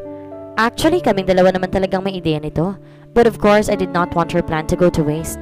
Ako na lang sasalo sa parusang ibibigay ni Brayden. I held his hand. Brayden, I pleaded too.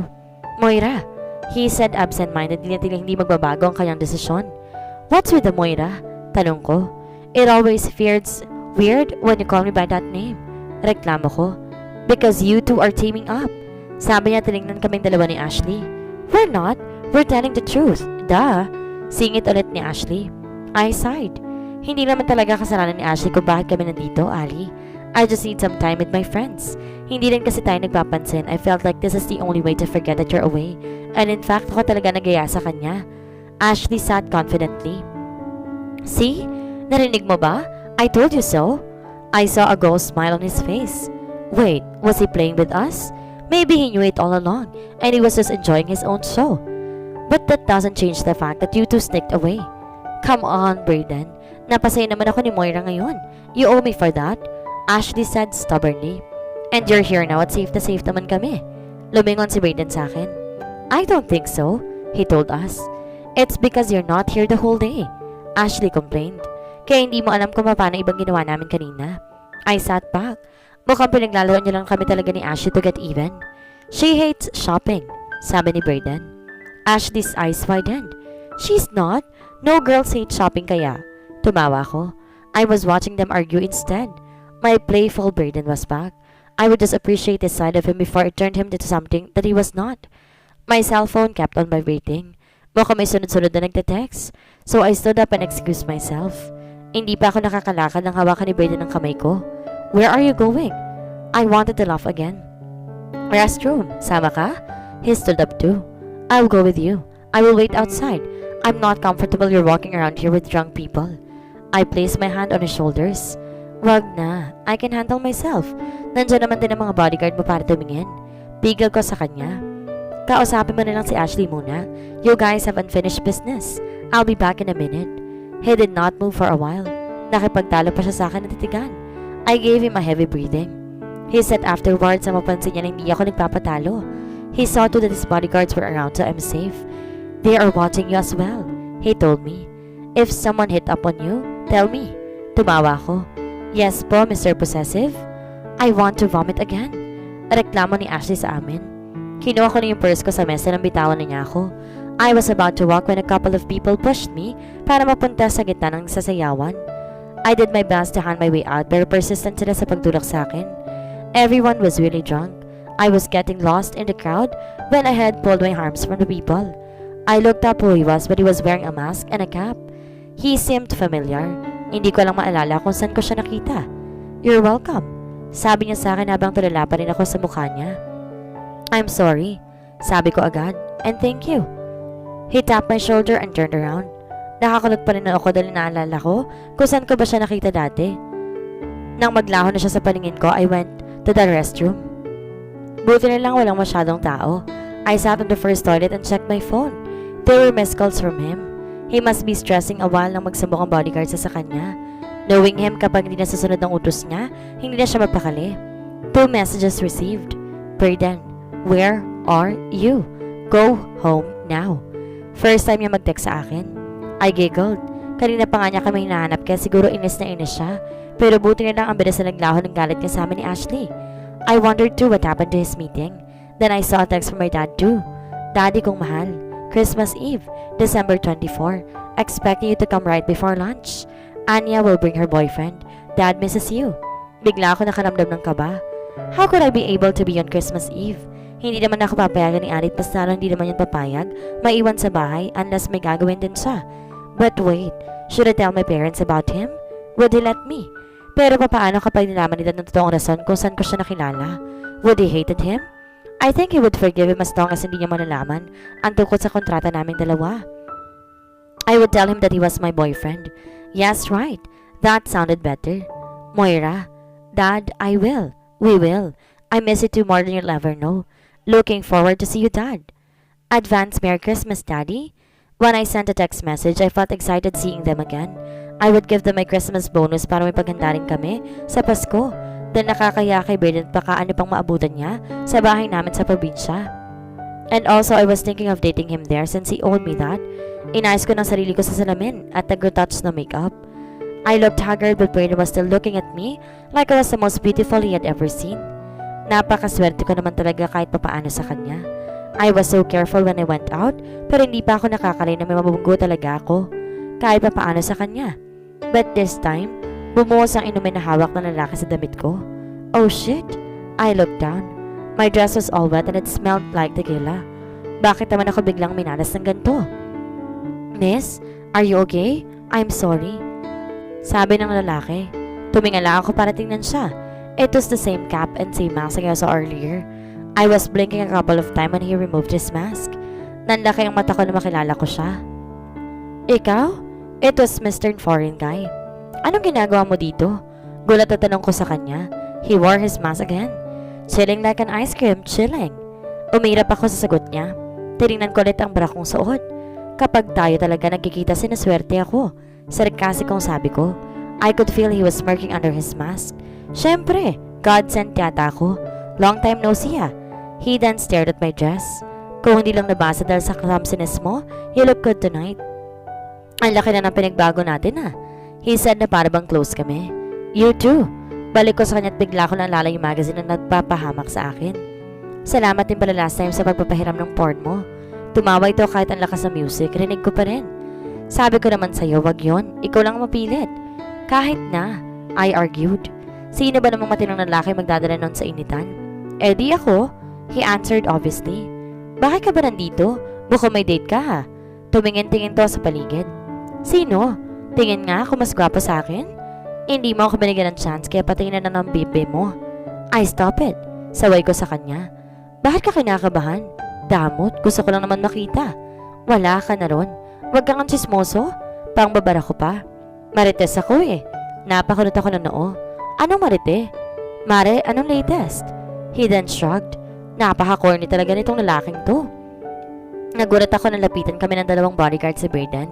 Bigla akong kinabahan dahil hindi ko alam kung ano bang dapat i-explain kahit wala naman akong ginagawang kasalanan. Ma'am, may problema po ba? Tanong ng isa sa akin habang tinitingnan si Mr. Foreign Guy. Natapon ang drinks ko sa damit niya. Kuya, Sagot ni Mr. Foreign Guy. Tanong mo naman sa boss mo baka may extra dyan o kahit pamunas man lang. Nanlaki parehong mata ng dalawa. Akala ata niya bouncer tong bodyguard si Braden. Hindi na need. Sabi ko at pumagitan. Kaya ko na to. Salamat sa sorry mo kuya ha. Sabi ko kay Mr. Foreign Guy. Kuya? Ahawit. Naglakad akong palayo sa kanya at di lumingon ulit. Why do I feel this way? I was nervous. Alam ko kasi kung gaano kasiloso si Ali. Baka ano pang isipin niya kapag nakita niya nag-uusap kami ng lalaking iyon na makarating na ulit sa table namin. Matiwasay na pareho mukha na magkapatid na Eskreza. Ashley was smiling on her phone while typing and Braden was watching her while shaking his head. He turned to me when I sat beside him. You look pale. What's wrong? Did someone bother you? Wala naman. Ang init lang sa dance floor. Hinahanap ko kasi si Renan hindi ko makita. Mukhang may nabiktima na ngayong gabi. Pagsasinungaling ko. Are you sure? He asked again. I looked at him nervously. Of course, saka pagod na rin kasi ako eh. Tinaas niya ang kamay ko. You wanna go home? No, wala mo nang uuwi. Sabat ni Ashley habang nakatingin pa rin sa phone. We ignored her since she was, does it still hurt? It's not, sabi ko. Hindi ko nga maalala may pasapa ako sa katawan eh. Mas nababother ako na baka malaman na nakipag-usap ako sa ibang lalaki. Why did I feel guilty about it? Then what is it? You can tell me. Huminga ako na malalim. My dad texted me. He's asking me to spend Christmas with them. Do you want to? He asked. Face was all serious. Would you allow me? That depends, he said. Nagulat ako nang tunggain niyang alak niya sa gilid niya. Depends on what? You have to bring me, of course. I don't want to spend Christmas with my family, and I want to meet yours personally. Unti-unting nanlaki ang mata ko sa sinabi niya. I almost hugged him. Oo naman, isasama kita. Akala ko kasi hindi ka papayag na sumama at baka malaman nila yung atin. Bulong ko sa huli at baka kasi nakikinig na naman si Ashley. He smiled. Then introduced me as your boyfriend. Are you sure? Kinakabahang tanong ko. Okay lang sa'yo? Why not? We did not get to experience that stage. We should do it with your family. Sabi niya tumawak sa bewang ko. Ang dami na agad pumapasok sa isip ko. Magugustuhan ba siya ng pamilya ko? Paano ang pakikisama na gagawin niya? Dahil mapagkamodi rin siyang tao eh. Tell me what you're thinking. Napatingin ako sa kanya. Do you think that you can really meet them? I mean, hindi ko labas ma-imagine kung paano sagot ang gagawin sa kanila kapag nagtanong na sina mom and dad about sa atin. Iris, love, are you underestimating me? He smirked confidently. Tumingin ako ng diretso sa kanya. Have you met someone's family before? I was thinking of Erica. Maybe he met her family already kaya ganito kalakas ang loob niya na makilala ang pamilya ko. But then he was brave than Ali Sevilla. He could just switch his mood if he wanted to. Let's say, I was once someone's fake boyfriend. Nanlaki ang mata ko sa sinabi niya. Hindi nga. Tumango siya. She is lucky kung sino man siya. Pumapasok sa isip ko si Erica. Hindi ko pa rin kasi nakikita kung ano itsura niya hanggang ngayon. But I bet she was very beautiful to be head over heels of. Are you jealous? He asked. Hindi ako sumagot. It's just a stupid deal, love. I was always affected kapag usapang babae na. Ganito rin naman siya sa akin eh. I'd never felt this way again since my first boyfriend. I was too young that time and I thought that love was all about emotions and showing off publicly. Brother, singit ni Ashley sa amin at panay pa rin ang type niya. Could you please bring us another drink? Ashley's eyes sparkled. Why don't you call someone and Braden snapped. Hindi nagustuhan ang pag-utos ng kapatid sa kanya. Ang lakas ng loob ni Ashley ngayon. Then I saw a lot of cocktails were emptied. Mukha na ubos na nga niya nang hindi namin namamalayan. I stood up. Let me. Braden stopped me. No, I'll do it. Tumayo na siya at dumiretso papalakad palayo sa amin. Napailing na lang ako dahil karamihan sa babaeng nasa salubong niya, pinapasadahan siya ng tingin. Ashley giggled while staring at her phone.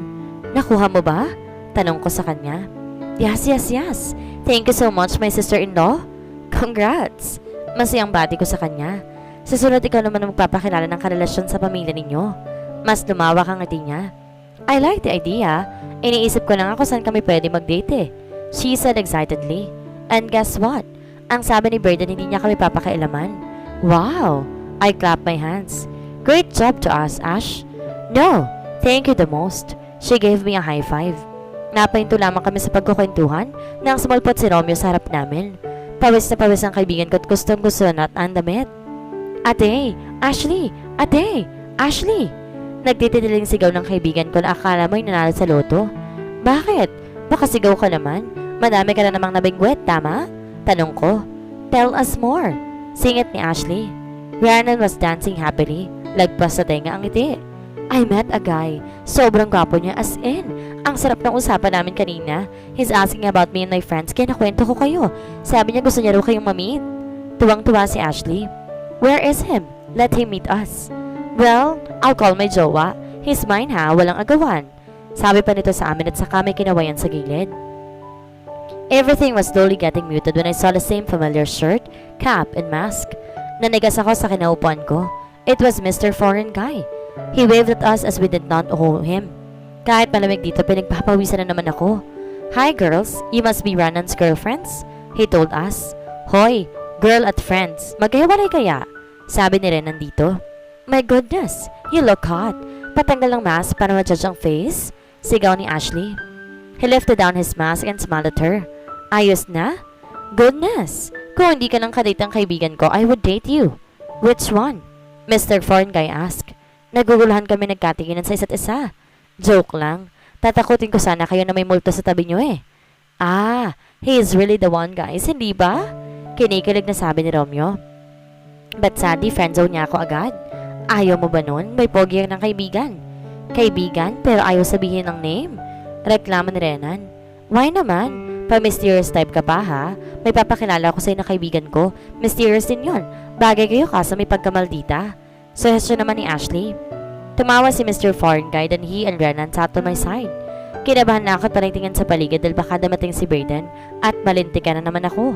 Teka, bakit ako malilintikan? Wala naman kaming ginagawa. Saka date siya ni Renan. By the way, B, this is Ashley Sevilla. She's pretty like me, right? Pagpapakilala ni Renan kay Ashley. His forehead creased. Ashley Sevilla? Are you related to Mr. Braden Sevilla? Nanlaki ang mata ko nang bagitin niya si Braden. What the heck? Paano niya nalaman ang buong pangalan nito? Yes, he is my brother, Ashley answered. And Moira? I believe that seat is mine. Automatic ang nagsitayo ng balahibo ko sa boses niya. It was dark and dangerous. Brother, finally! Thank you! Umusog si Ashley. Sir Sevilla? Tila nabulo ng tanong ni Renan. Braden, I said breathlessly. Mr. Sevilla, bati naman ni Mr. Foreign Guy. I don't know you. Get out of that seat, Braden said irritatedly. Mr. Foreign Guy stood up and so does Renan. Pinanood nilang umupo si Braden sa couch sa tabi ko. Nakalimutan ko lang yatang huminga dahil sa sitwasyong to. Inilapag ng waiter ang mga drinks na in-order ni Braden. If there is anything you want, sir, call me. Out, Braden told the waiter. We were silent and shocked at the same time. Brother, that's kind of rude, sabat ni Ashley. I'm sorry, you may go, sabi nito sa waiter. Yumuko lang ang waiter at namakad na palayo. Tahimik kaming lahat at hindi alam ang gagawin. Wala na naman kasi sa mood si Braden at takot din sila nandito. Mukhang may awin na namang magaganap mamaya o baka nga may punishment pa. Pumulupot naman ang kamay ni Braden sa bewang ko. As in pulupot na parang nakayakap sa akin. Sinundan ng 3 taong nasarap namin ang kamay ni Braden. Nakanganga ang bibig ni Renan. It was the first time he saw us being like this. Mr. Foreign Guy was relaxed and Ashley was annoyed. Who are you? Tanong ni Ali sa lalaki. I'm his friend. Chill na sagot ito at tinapik si Renan. Humawak si Romeo sa braso nito sa sobrang takot. Sir, don't worry. He is my babe. Sabi ni Renan dahil alam niya kung bakit nagbago mo ni Braden. You did not answer my question, Braden said again. Who are you? Tinignan niya si Mr. Foreign Guy. Kalmado pa rin. You are not in the position to ask me that. Braden raised his brow. And why? You're in my territory. But you don't own this club. Sagot nito. Ngayon ko lang siya narinig mag-English. He seemed truly fluent speaking it. But okay dude, chill. You go first. Introduce yourself kaya. Kano-ano mo sila? That's my sister. And this is my girlfriend. I'm his girlfriend. Tapos ko sasabihin niya. I awkwardly laughed. Ashley's face was confused but did not say a thing. Hindi kasi alam ni Rena na mag-asawa na kami. Baka isipin niya na ayaw ko ipaalam sa lalaking to. Shit. Braden's jaw tightened and he removed his hand on my waist. Nagsalin to ng alak sa harap namin. Hindi ako makatingin sa kanya. Wala rin kumikilo sa amin 3 na Renan. Napansin ni Mr. Foreign Guy how his mood changed. He sat back. Ayoko na naman kasing padalos-dalos siya sa ibang tao. Masama ba yun? Shit, masama nga yun. Pinangunahan ko siya. I was still under him. Hindi porket pinagbigyan niya ako, isasagurin ko na. Iniabot ni Braden ang baso kay Mr. Foreign Guy. You drink then. Naku, kanina pa ako umiinom. Tumayo na ito. Sorry, Mr. Sevilla, I have to reject you, he said. Mauna na ako. Nag-enjoy akong kasama kayong lahat. Natatawang sabi nito. Well, Renan, I want to dance. Yaya ni Ashley kay Renan para magkaroon kami ng private space si Braden. Nang umalis na sila, ipanay ang yuko ni Renan kay Braden at saka dumiretso sa dance floor. Lumapit ako kay Braden para amuhin ko siya. Let's dance. Yaya ni Ashley. Don't, he snapped. Don't be mad again, please. I pleaded. Don't use that goddamn tone to me again. He hissed without looking. Braden? No, don't talk. We're not going to talk this time. Para akong binuhusan ng malamig na tubig sa sinabi niya. It was my fault this time. Would he forgive me? Ininom ni Braden ang alak sa harapan niya. Talk to me, I begged. When we got home, there will be another punishment, Moira. Seryosong sabi niya. He was mad as hell. Kaya naman niyang kontrolin ang sarili niya this time, hindi ba? After that, will you forgive me? We are going home, he said and stood up. Hindi niya ako sinagot pa at iniwan na ako. Kumuway na lang ako kila Ashley na kanina pa nakatingin sa amin. Tumango lang naman sila. Natatakot ako magsalita habang nasa may sasakyan kami. Nanginginig siya habang nagmamaneho. Nararamdaman ko yung galit niya. Hindi ko alam ang gagawin ko. I'm afraid that he might hurt me kahit alam ko hindi naman niya gagawin yan ulit. Parang iniiwasan na naman niya ako kahit nasa loob kami ng sasakyan. Nang makarating kami sa bahay, nauna siyang lumabas. I sighed. Here we go again. All I needed was to please him tonight. Magkakaayos din kami. Hindi pwedeng pumunta sa family ko na magkaaway. Lock the door, he ordered. His voice was still cold. You seem too excited today, komento ni Braden. It's because I'm going to see my family after a long time, sabi ko. Kanina pa ako nag-aayos ng mga damit na dadalhin ko papunta sa province ng pamilya ko. I was so glad he would go with me. Alam kong sobrang busy niyang tao but spending time with me, away from his office and his home, was a huge step in our relationship. Ang dami kong nadalang damit. Well, kahit ilang araw lang kami sa bahay, mahirap na baka magkaroon ng emergency. Babae nga naman. Mas okay nang ready kasi naman walang mahugot kapag kailangan, di ba? You miss them that much? Talong niya at niyakap ako mula sa likod. I got distracted instantly. Was this normal? Or a progress too? Hindi na ako makapag-concentrate sa ginagawa ko. I could smell him. Gusto ko na lang ibaw ng sarili ko sa leg niya at wag nang gumalaw. This bird and Alice Sevilla smell was so addictive. Sinara ko ang mata ko, putting my best effort not to be too clingy. Yes, I haven't seen them in a while. Hindi ko alam kung anong paliwanag ang sasabihin ko sa kanila kapag nakita tayo. I told him honestly. Lalong humigpit ang pagkakayakap ni Braden sa bewang ko at hinalikan ng balikat ko. Braden, saway ko sa kanya. What? He asked innocently. You can tell them that I'm your boyfriend since it would be too shocking for them to know you're already married, don't you think? Yes, I think so. Sagot ko pa rin na parang nahihirapan. Maybe we should practice how we should act in front of them, Mrs. Sevilla?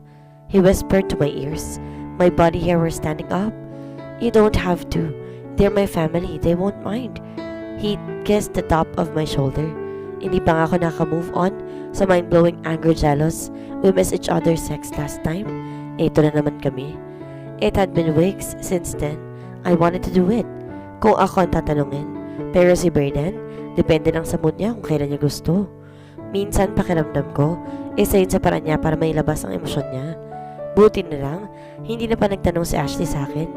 Maybe she knew something was up but was not interested enough dahil kahit close na ni Braden, so supporta lang naman ako nito sa desisyon ng kapatid niya sa buhay. At si Rena naman, takot na magkita kami sa office. Hindi na raw siya lalandi next time. I just laughed but still did not tell him the truth. Bago ako madala sa ginagawa ni Braden, I zipped my bag at lumayo na sa kanya. Baka kung saan na naman kami mapunta. At ayaw pa naman ni Mama pinaghihintay siya. I raised one finger when he raised his eyebrow. No, not now, Mr. Sevilla. He laughed loudly. I love that sound. Hindi ko siya madalas marinig na tumawa ng ganyan.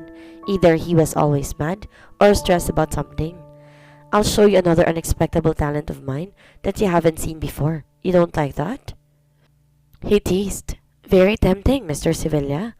Pero kailangan na natin umalis ngayon bago pa tayo gabihin at pagalitan ni Daddy. Tumawa siya ulit at kinuha niya yung bag na naglalaban ng damit ko. Hinawakan naman niya ang kamay ko. Okay, you won this time. Off you go, Mrs. Sevilla.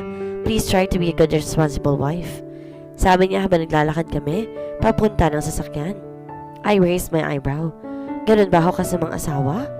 Nope, not when you're making me jealous. Jealousy is one of your nature, Brayden. I pointed out. No, I've never been jealous before, not until I met you. I blushed so deeply. Yumuko na lamang ako. Ang galing niya talaga magpasok na nakakakinig na linya sa isang usapan. Ganito rin kaya siya sa mga ex-partners niya? Here we go. Sabi niya na makapasok kami sa kotse. He sounded a little excited. Oh, nag-hallucinate lang ako. I hope this was a progress too. It took us at least an hour when we landed to the airport. When we went outside, may mga nag-asikaso rin sa amin agad. May naghihintay na rin sasakyan sa labas. Ibinigay lang ng lalaki ang susi kay Brayden at tinulungan kami ilagay mga gamit sa lugaran. I just eyed him suspiciously. I know this, Moira. You're my wife. Ako? Ano ka? Si Detective Conan? He smirked. I am better than that guy. Tumawa ako at nagtiwala na lamang sa kanya. Ang tagal namin sa biyahe. Inabot niya kami ng 2 oras. Hindi ko alam kung naliligaw ba si Brayden o ganito lang talaga kalayong bahay namin. Isang beses pa lang ako nakapunta roon at hindi rin ako matandaan kapag sa mga daan. Naliligaw na ba tayo? Kinakabang tanong ko. He grinned. You tell me. Brayden, ayaw ni Ma'am nang nalilate. We still have 30 minutes. Hindi na siya sumagot. Nagulat na lamang ako nang umisi siya at biglang binilisan ng takbo ng sasakyan. Brayden, slow down. Gusto ko bang mabuhay? Hiyaw ko. Mamamatay na yata kami sa sobrang bilis ng pagmamaneho niya. Kung hindi sa aksidente, mamamatay ako sa heart attack. Don't you trust me, Mrs. Sevilla? Natatawang tanong niya. It's the car and the road I don't trust. Crap, Brayden. Mas lalo pang mabilis ang takbo nito. Naiwan ko na yata ang puso ko sa daan. Sigaw ko. You'll be the death of me. Stop it! I screamed again and again. Nakahawak na ako may bet sa handle ng pinto. I was a race car driver when I was in college, Moira. You don't need to worry. He reassured me. Pero mas lalo nang bumibilis ang tibok ng puso ko. But Mom and Dad did not know that. The moment they knew about it, they banned me from doing it for my safety. Shit! I wanted to focus because this was a new information from him. But this car racing news and his speed was giving me heart attack. Already. I closed my eyes trying to concentrate. You're telling me, isa rin yan sa mga talent mo? I bet girls love that. Sigaw ko.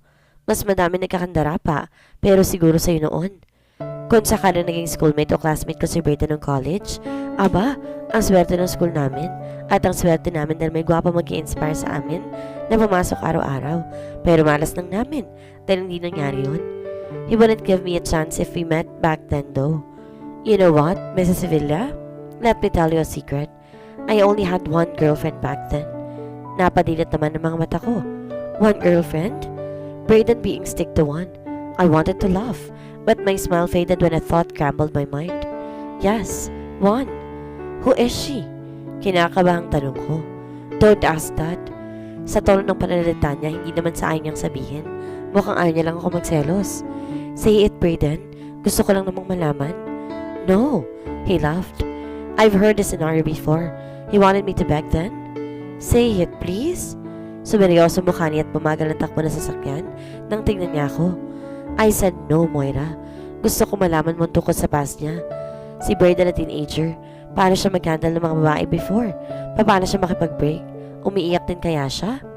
Ngayon ko lang napansin na ang tayong alam po na tungkol sa kanya is yung present niya. Sige na, sabihin mo na. Kukwento ko rin sa iyo yung history namin ng ex ko. His jaw tightened. Or even Miguel kung bakit kami nagkaanak at bakit ako na-fall out of love sa kanila. I touched his hand. You know, maybe this is the time na makilala pa natin lalong isa't isa. His brows creased. Eyes still focused on the road. Then after a while, finally he smiled. Tempting enough, Mrs. Sevilla. Ladies first then. Oh no, Mr. Sevilla. You go first. It's my idea. Yes, it's your idea, so you go first. He said, not giving up. Alam kong ako rin ang matatalo sa huli. Nagparaya na ako bago pa namin pagtalunan ito. Okay, my first love first? Yes, make it short. Okay. Bumalik ng kusa ang isip ko sa panahon na nag-break kami ni Jake, my first love. It was 2 to 3 years ago when I saw him kissing another girl in a public place. I confronted him right away. Nagulat pa nga siya nung makita niya ako eh. I laughed. Ini-imagine ko kasi yung itsura ng ex ko ng mga panahong yun. Tanga-tangahan pa ako sa pag-ibig dahil bata pa ako at ang isip that time. Kahit na may mga signs na niloloko na niya ako, nagbulag-bulagan pa rin ako. Alam mo ba kung ano yung sinasabi ng babae sa akin? Sinabi raw ng ex ko na break na kami dahil sobrang toxic raw na tao at hindi niya matiisan ng loko yon, yung ugali ko. I asked him if it was true. He said yes. The nerve. Then what did you do? Umisi ako. I slapped him so hard. I thought his head is going to fall off. Tumawa si Brayden. That's my girl. I'm proud of you for standing up for yourself. Sabi niya. He lost a diamond. Lucky for me, I found you. I blushed right away. Hindi ako sanay kapag naging ganito na sa sweet sa akin si Brayden. He really had that effect on me. Thank you, I told him. I found you too. Umubo ako ng pisilin niyang kamay ko. Si Miguel naman next. No need for that. Huh? I know your love story. That man is so vocal and... I was shocked. My mouth went open. And what? Research. He smirked. I should be not shocked anymore, but I am. Hanggang sa naabot ang pagiging stalker nito ni Brayden. Pati ba naman si Miguel damay sa research niya? That guy is crazy, Moira. I will tell you again for 150 times.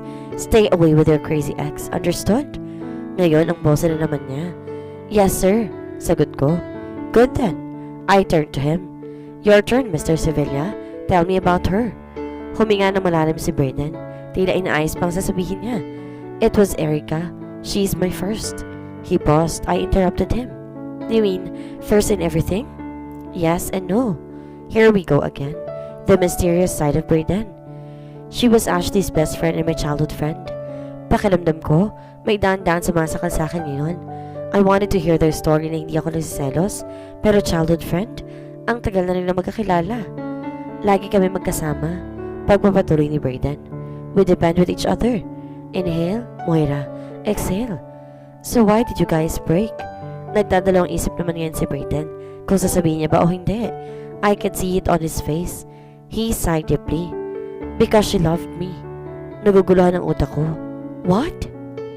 Dahil minahal siya ni Erica kaya sila nag-break? I looked at him. Hindi ako makapaniwala. Dahil mas ina-expect ko baka dahil sobrang selosa ni Erica kaya nagsawa siya. O baka naman na-intimidate siya kay Brayden dahil sobrang gwapo at successful nito. Ikaw na magka-boyfriend isang Brayden at Sevilla. Gusto mo nang siyang ikadayan na magdamag para wala ng babaeng aaligid sa kanya. I sighed. But love? Hell no. Yun talagang rason? Are you okay, Moira? You look so pale. Nagaano lang tanong ni Brayden. I'm okay, I assured him. So kung nag-break kayo dahil minahal ka niya, ibig sabihin ba nun may rules and punishments na nung naging kayo? Hindi sumagot si Brayden at mismong isip ko nang sumagot sa sarili kong tanong. She is my first. Crap that first. At siya lang nag-iisang slave at the same time girlfriend mo? The rest, fling na? He nodded silently. Kung hindi pa ako nagfo-focus sa kanya, hindi ko maririnig. Mas lalo naman bumibigat ang pakiramdam ko. She was that special to him. Pero kung special si Erica kay Brayden, why would he let her go like that? But, did you love her? Kinakabang tanong ko. Brayden laughed bitterly. Erica's not the type who will love someone, so I doubted it was love that we had. Tumingin siya sa akin. I never knew what love is until I found someone. This past month has been different to me. It's like something new is growing inside me that I've never felt before. It's a sort of disorienting my system, but it somehow felt nice. Ayoko mag-assume pero sana, please, dear Lord. Sana it is because of me. I know medyo natatakot sa aminin sa sarili niya. Ang maramdaman niya ngayon ay pagmamahal. Maybe someday. It is so hard taking risk when you're not used to it, right? I asked. He nodded. Pero bakit na nag-break kayo ni Erica? Sobrang naapektuhan ka. Tinignan niya ako tila hindi makapaniwala sa tanong ko. Umiling naman siya na sumagot sa akin.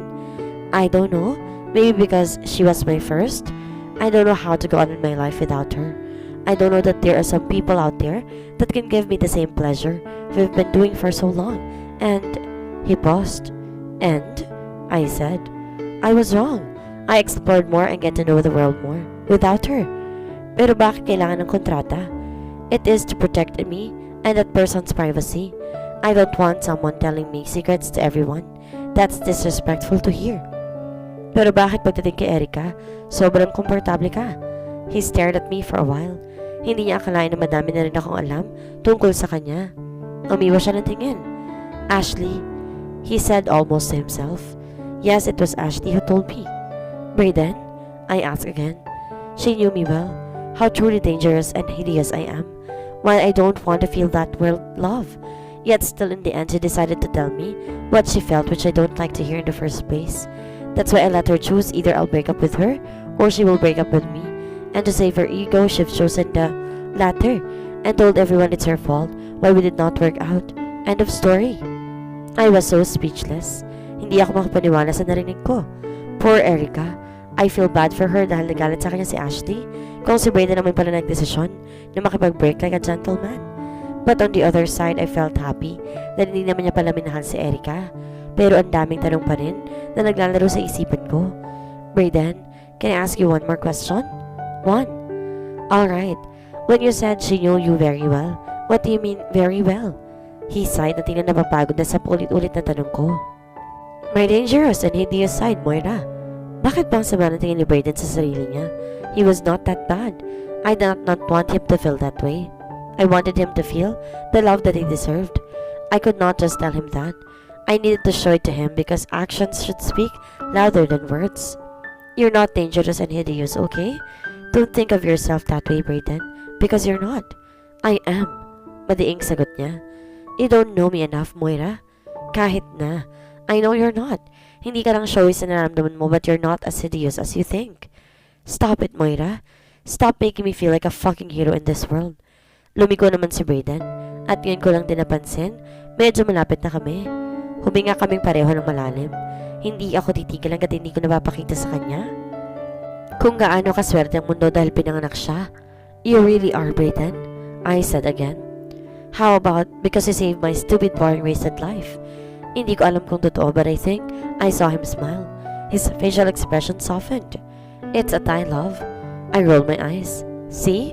We're a match. Good tayo sa isa't isa. You really amaze me sometimes, Moira. Amaze? Natatawang tanong ko. Wait until you let me in. Should I? Hamon niya. Kung hindi ka lang takot, I'll make you the happiest. Bigla ko naalala yung katangahan ko noon na namin pagkikita. Nakangiti na si Brayden ngayon. Hindi ko na rin mapigilan na mapangiti. Are we doing fighting? I asked him. No, he said. We're done talking. We're here, wife of the CEO. He said teasingly. The butterfly in my tummy was flying again. Wife of the CEO. I like that. Lovely place, he commented na makalabas kami ng sasakyan. Sinundan ko ang mga mata ni Brayden and there it was, my family's old house. Ang bahay ko saan ako lumaki bago kami lumipat sa city. I could feel the fresh air. Isa ito sa pinakamagandang lugar kung gusto mong bakasyon. Tahimik na, nakaka-relax ka talaga. I looked at Brayden. Hindi na ako nagtataka kung bakit alam niya na daan pupunta dito. Kung yung kay Miguel nga alam niya lugar pa kaya kung saan ako lumaki? Napapailing na lamang ako. What? He asked curiously. Thank you, I whispered. He smiled shyly. You are the most welcome, love. I will do anything just to make you happy. Anything. He kissed my forehead and held my hand for the second time today. So this is it. Alice Sevilla would meet my family. I'm excited, happy, and scared at the same time. He squeezed my hand. Naramdaman niya rin sigurong kaba ko. I squeezed it too. I know as long as he was with me, we could survive it too. Naabutan namin naghahain ng mga plato si Mom. Since open house naman ang bahay namin, kitang-kita mong lahat kasamang kusina, sala, hagdan, na mapunta sa second floor, etc. Hindi naman nagbago ang mukha ni Mom. Ganun pa rin. Pero kaysa nung huli ko siya nakita, mas nagmukha na siyang bata ngayon. God, I miss her. I miss my mom. Mom? Bulong ko. Kahit sobrang hina ng pagkakasabi ko, biglang tumigil si Mom sa pag-ayos ng mga plato at dahan-dahan inangat ang kanyang ulo. Moira? Hindi makapaniwalang sambit niya. Akala ba talaga nila hindi ako pupunta? Hindi ako makakagalaw sa kinatatayuan ko. Naramdaman ko na lang paglipat ng kamay ni Brayden sa bewang ko, telling me to go hug your mom. Unti-unti ako lumapit at niyakap siya na mahigpit. Hindi ko na rin napigilan ang luha ko, ganun din naman siya sa akin. Darling, she said while caressing my hair. Isinubsob ko naman ang ulo ko sa balikat niya. Mom, I miss you so much. I sobbed. I miss you too. How are you doing these days? Okay naman, Mom. Mahirap na wala kayo pero kinakaya. Sabi ko habang tumutulo ang luha. I am so glad you're adjusting. Napatingin siya sa likod ko. Looks like you bring a boyfriend. Hello? Nilingon ko na si Brayden. He is smiling pleasantly na mukhang masaya sa nakikita niya. I was straight through him and stopped. Hinawakan niya ako sa mukha at pinanasan ng mga luha na pumapatak sa mata ko. Hush now, love, he said crooning. But I never saw that coming. I caressed my forehead. Which? You cried. He smiled showing his beautiful teeth. Me either. Ipapakilala na kita kay... Nagpanik ang mata ni Brayden. Pero saglit lang dahil nawala agad. But I saw it. What? Tanong ko. I don't know but I think I'm a little nervous right now. He whispered and I frowned. Isang Brayden Ali Sevilla. Kinakabahan dahil papakilala ko siya sa parents ko. This is new again. Alam ko naman kasing sanay siya makipag-usap sa mga tao. So I smirked. May kahinaan din pala ang isang Brayden Ali Sevilla. Akala ko ba, sanay ka na sa ganito? Diba sinabi mo na you're good at it? I teased. Nagbago na naman ang ekspresyon ng mukha ni Brayden. Stop smirking, he warned. Okay, and I laughed. I thought that too. But when I saw you and your mother talking, I felt somehow different. I'm a little afraid they will know about our secret. They won't unless we tell them. Sagot ko. You want to? He asked. Maybe not now. Baka magulat sila. Yokong sabi ko. I understand, Moira. Your mother is waiting. He interrupted me. Off you go, Mrs. Sevilla. Hinina na ako ni Brayden papunta kay Mom. Hello, Mrs. Visconde. Brayden said formally. I am Brayden Moira's boyfriend and I would like to apologize if she did not mention she'll bring me here. I wanted to laugh. Masyadong pang-businessman yung boses ni Brayden. Hindi ko na rin makita yung hiya na sinasabi niya kanina dahil ngayon sobrang confident na niya. Ganito talaga siguro mga successful businessman. Ang galing magdala ng sarili. Naka-hangover ang labi ni Mom ngayon. Hindi ko alam kung ano at saan siya na-amaze kay Brayden. Sa mukha ba? O sa boses? O sa way na dali ni Brayden ang sarili niya? After 3 seconds, naka-recover din si Mom at natatarantang umiti. I giggled secretly. Nice meeting you, Brayden. And I think my daughter chose an intelligent man. Brayden put his hand against my waist again. It's a pleasure, Mrs. Visconde, and thank you for your compliment. Stop with the Mrs. Visconde. Call me Joy or Tita Joy if you don't find it intimidating. You can call me Mom. Mom laughed at her own jokes. I prefer Tita Joy, Brayden said politely. May narinig naman kami na tila umuubo bandang likod. Pagkalingon ko, it was my dad. His eyes are swelling na parang pinipigilan niyang umiyak. Dad! Hindi ko na hinintay pang sumagot siya dahil tumakbo na ako at niyakap siya na mahigpit. I miss you, Dad. Maiiyak naman sabi ko. Namiss kong makipag-joke, kulitan at pakipagkwentuhan sa kanya. Sa amin ni Anya, mas favorite ako ni Daddy dahil doon mas protective siya sa akin kaysa kay Anya. I miss you too, anak. He hugged me even tighter. Lumayo si Dad at tinignan ang aking mata. Mas lalo akong gumaganda, anak. Mukhang umaayos sa iyong buhay. Napay ito si Dad at tila ayaw nang ituloy ang susunod na sasabihin niya. Mag-isa? Dad, hindi. Pero sino ba naman hindi gaganda kung pinagagasasan ka ng partner mo? Pero hindi mo pa ako pinapakilala sa kanya. Turo nito kay Brayden. He sounded like a protective father again. I laughed. Oh my God! What are you guys doing? Nakahinga ka na maluwag dahil sa boses ni Anya ang narinig ko. Would you guys just please get a room? Sigaw na naman ito. Anya, Brayden is just trying. Ngayon, pulang-pula na ang mukha ko. Bakit di ka makatingin? Untag nito. Dahan-dahan akong tumingin kay Anya at nagbago ang ekspresyon ng mukha ko na makita ko kung sinong kasama niya. Bakit magkasama pa rin kayo? Anong oras na, ha? Nagtatakang tanong ko. Ngayon, mata naman ni Anya nagpapanik at hindi alam ang isasagot. Sinamahan lang ako ni Mark. She bit her lip. Sinamahan? Nang ganitong oras? Yes, may binili lang kami. Siniko nito si Mark sa tabi niya. Diba, babe? Sabay nila ka ng mata. Oo, may binili lang. Nauutal ding sagot ni Mark. Napatas ang kilay ko. Almost 2 a.m. na, ha? Natahimik silang dalawa at wala nang sasagot. Tumayo naman si Brayden sa tabi ko at tininang kamay ko. Time to sleep, he said. Teka, iniwas niya ba yung topic? Ano meron? Okay, just give me 1 minute. Nilingon ko muna sila Anya. You, turo ko kay Mark. Maaari ka nang umuwi at mukhang nabili nyo naman yung kailangan yung bilhin, right? Oho. Sige ho, una na ako. Hinalikan muna nito si Anya at dali-daling lumabas. Parang may tinatago talaga sila na hindi ko alam. Malaki na naman si Anya. Alam niya ng tama't malit, di naman siguro siya gagawa na ikadi-disappoint nila mom. Hinawakan ni Brayden ang bangko para makit nang magsalita ulit si Anya. Ate, ano daw? Napatingin ako kay Brayden. His lips twist. I'll go first to your room. I'll wait for you. Be nice. Then he kissed my forehead at umakit na. Inarap ko na si Anya. Pakiulit yung sinabi mo, Anya. Nabibingi ata ako eh. She sighed heavily and rolled her eyes. Ate, wow, may lagnat ka? Manghang tanong ko sabay lapat ng kamay ko sa noo niya. Wala naman ha. Tinabig naman ito ni Anya. Jeez, please do not tell mom and dad na magkasama kami ng ganitong oras. Kaya pala may ate-ate siyang tinatawag dahil may kailangan. Now I know. Why? I ask. Alam mo naman kung ano maging reaksyon nila kapag nalaman nilang tumakas ako ng ganitong oras, di ba? Gusto ko sanang sabihin na, been there, done that, sis. Pero tinikom ko na lang bibig ko. Aasarin ko na lang si Anya. Eh, paano kung sabihin ko sa kanila? Nag-isip ito saglit. Sasabihin ko kay na mamang nakita ko sa iyo ng asawa mo kanina. Ha? Natigilan ako sa sinabi niya. Nakalimutan ko may nakita din pala siya sa amin. Kala mo, ha? Nag-cross arms pa si Anya. Naku, bumalik na naman pagiging bratinela niya. Ano kayang sasabihin ni na mom kapag nalaman nila na... Shh! Tinakip ko yung kamay ko sa bibig niya. Okay. I won't tell them, just shut your mouth, okay? Sure. Yun lang at tumakita kami ng tuluyan. Inakbayan ko naman siya. Ew, what's with the corny moves, ate? Pilit itong tinatanggal ang kamay ko sa balikat niya. Natawa ko. Hindi kasi kami usually ganito. Palagi kami nagkaaway, lalo na nung high school pa ako. And what's with the ate word, Anya? She rolls her eyes again. Pinagbibigyan ng kita dahil Pasko naman. Huminto na kami sa pinto ng kwarto ko. Eh di Merry Christmas, Anya. Merry Christmas to ate. And please next time, get a room. At naglakad na ito palayo. I miss you being here by the way.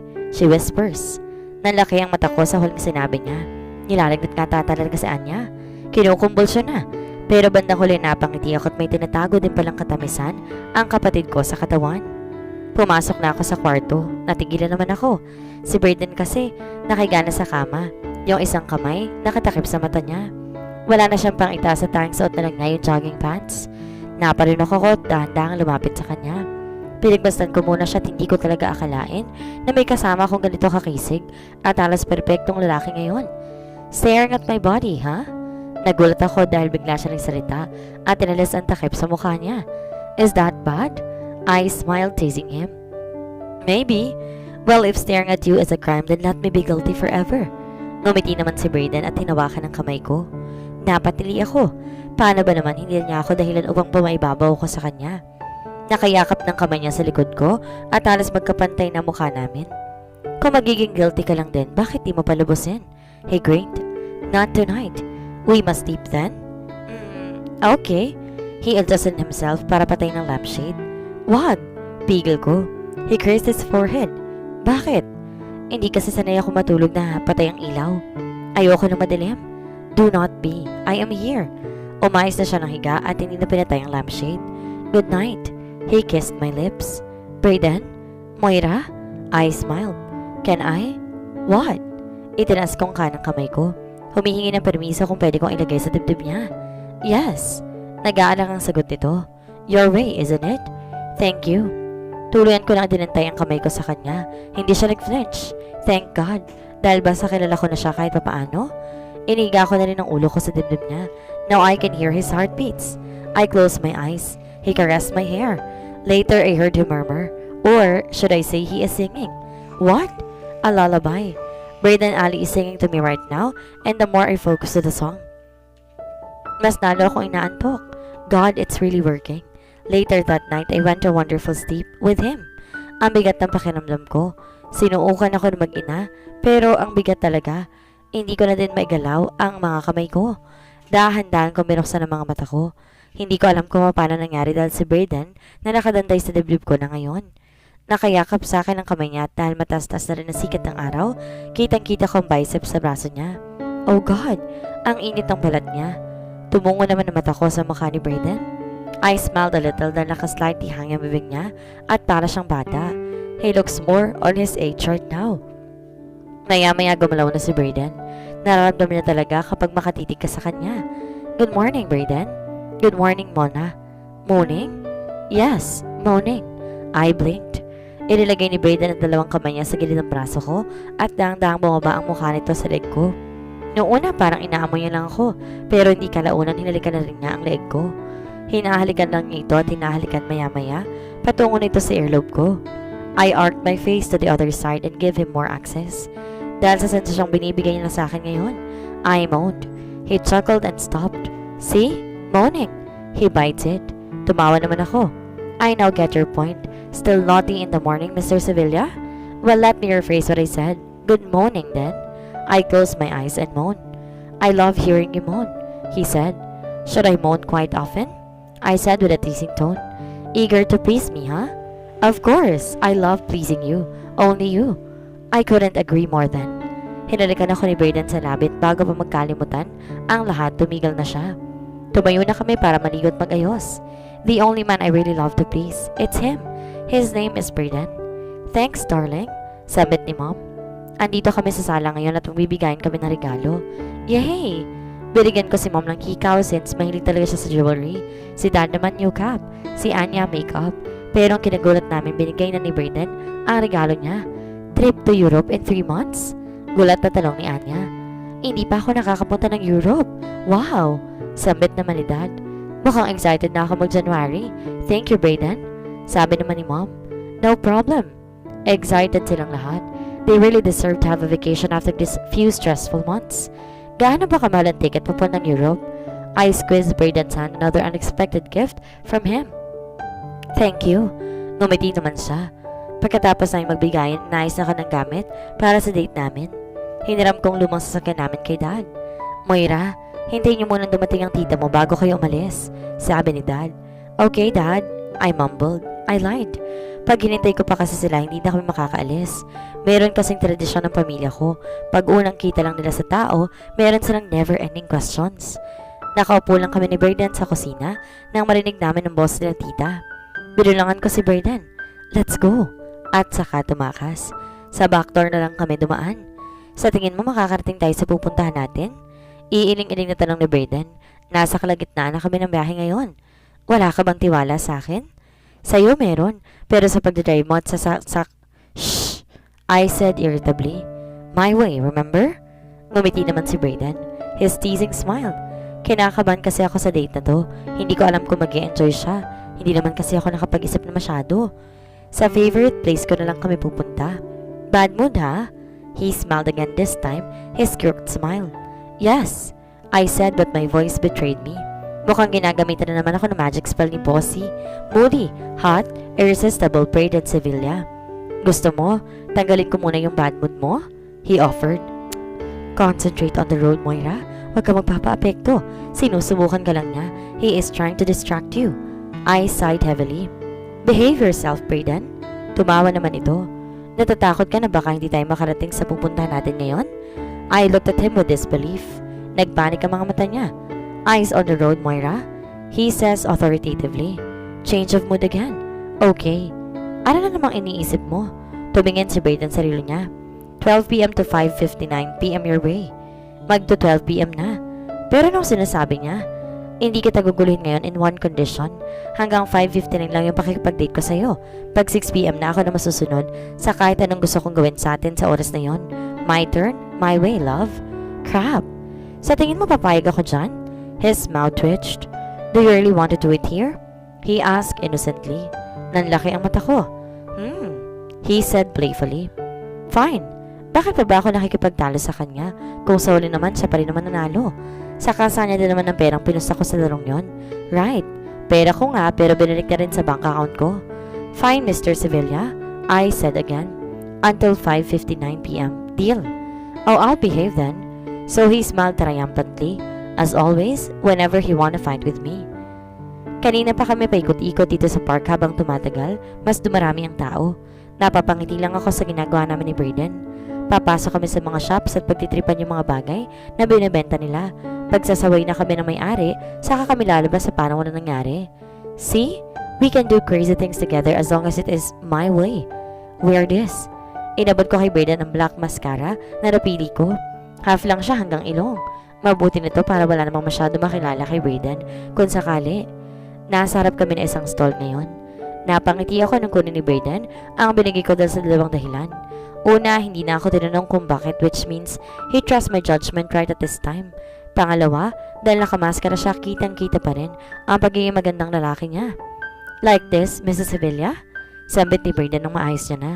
You look perfectly gorgeous, Brayden. Kahit nakatipang yung kalahati ng mukha mo. Naiiling na sabi ko. Kinuha naman ni Ali yung maskara na kulay silver at nilagay sa mukha ko. And you look perfect, Mrs. Sevilla. Hindi may tatanging magandang babae ang may suot ng maskara na yan. I raised my eyebrow. And so my heartbeat starting to pump rapidly. Ate, ate, ate, ate. Napalingon kami ni Brayden sa tatlong bata na sumisigaw at patakbo sa direksyon namin. Bilin mo naman po sa amin to, sabi ng batang lalaki. Ano ba yan? Umupo ako para magka-level namang mukha namin. Bato po ate, iba't ibang uri na bato po. Pinupulit po namin yan dun sa dagat. Turo nito sa dagat. Natawa ko. Oo nga pala, malapit lang din sa dagat itong pinuntahan namin. Medyo nasa batas sa parte lang kami, pero natatanaw mo dito yung dagat. Kaya ang ganda talaga ng tanawin dito, lalo na't ngayon hapon na. Bilhin nyo na po ate, sabi naman ng batang babae. Sige na po kuya, sige na. Sabi pa ng isang batang babae sabay hila naman sa damit ni Brayden. Mukhang hindi naman komportable si Brayden sa mga bata na nasa harap namin, kaya imbis na magot kinuha nito ang cellphone sa bulso niya. I have to call someone. Sambit ito sabay layo. Ngayon may kausap na siya. Busy na naman ang isang Brayden Ali Sevilla. Ngumiti na lamang ako sa mga bata. Magkano ba yan? 10 isa. 5 lang kaya. Hindi 12 yan. 10. 5. 12 nga sabi eh. Teka, wag kayo mag-away. Natatawang sabi ko. Ilan ba yung dala nyo? 7 po. Sige. Bibigyan ko na lang kayong 100. Inilabas ko ang pera sa bulsa ko. Okay na ba to? Nagliwanag naman sabay-sabay ang mukha ng mga bata sa harap niya. Opo, opo. O sige, eto na. Iniabot ko ng pera. Thank you po ate. Maligayang Pasko po. Nagulat ako nang halikan nila ako, isa-isa sa babang pisngi ko. Merry Christmas too. Ingat kayo ha. Opo. At masaya silang tatakbo papalayo. Napapangiti na lang ako sa mga bata nga naman. Ang cute-cute nilang tingnan. Hinanap na ng mga mata ko si Brayden pero hindi ko siya makita. Asa na yun? Ate, nakita niyo po ba yung lalaking kasama ko kanina? Ay, ang gwapo ba? Hindi ko nasundan eh. Ang dami na kasing bumibili kanina. Pasensya na. Nagulat ako nang halikan nila ako. Isa-isa. Sige, okay lang ho. Ito po pala yung bayad na... Miss, bayad na? Po? Binayaran ng lalaki kanina? Sige po. Asa na kaya yun? It was supposed to be my way and my rules at ako na rin ang gagastos. Teka, what's with the rule? Bakit nababanggit ko siya? Oh no, nahahawa na talaga ako sa kanya. Kinuha ko rin yung phone ko para i-text si Brayden pero may one message ako nakita. From Brayden to Moira, 3:16 p.m. Come and find me, Mrs. Sevilla. Oh my, nakikipaglaro ba si Brayden sa akin sa dami ng tao dito? So playful. So I type, to Brayden from Moira, 3:20 p.m. Are you playing with me, Mr. Sevilla? If yes, let's play hide and clap then. Send. Gustong gusto ko talaga kapag naging playful si Brayden. Much better kasi sa pagiging bossy moody niya. From Brayden to Moira, 3:24 p.m. No, I prefer hide and spank, Mrs. Sevilla. Wanna play now? Spank, spank. So naughty. Wait, bakit nung marinig ko yan, bigla ako na-excite at tatingin ko may arousal na nag-glow sa katawan ko. What the? Change topic. To Brayden from Moira, 3:26 p.m. This is supposed to be my way, not yours, Mr. Sevilla. It's not yet 6 p.m. so I still have time to do what I want us to do. There's nothing you can do. Sorry. Send. Maya-maya nag-vibrate yung phone ko. From Brayden to Moira, 3:28 p.m. Yes, I'll keep that in mind. Really, Mrs. Sevilla? I can't do something about that? Oh, you want me to change the current time in our country? Warning, don't test the theory. Holy cow!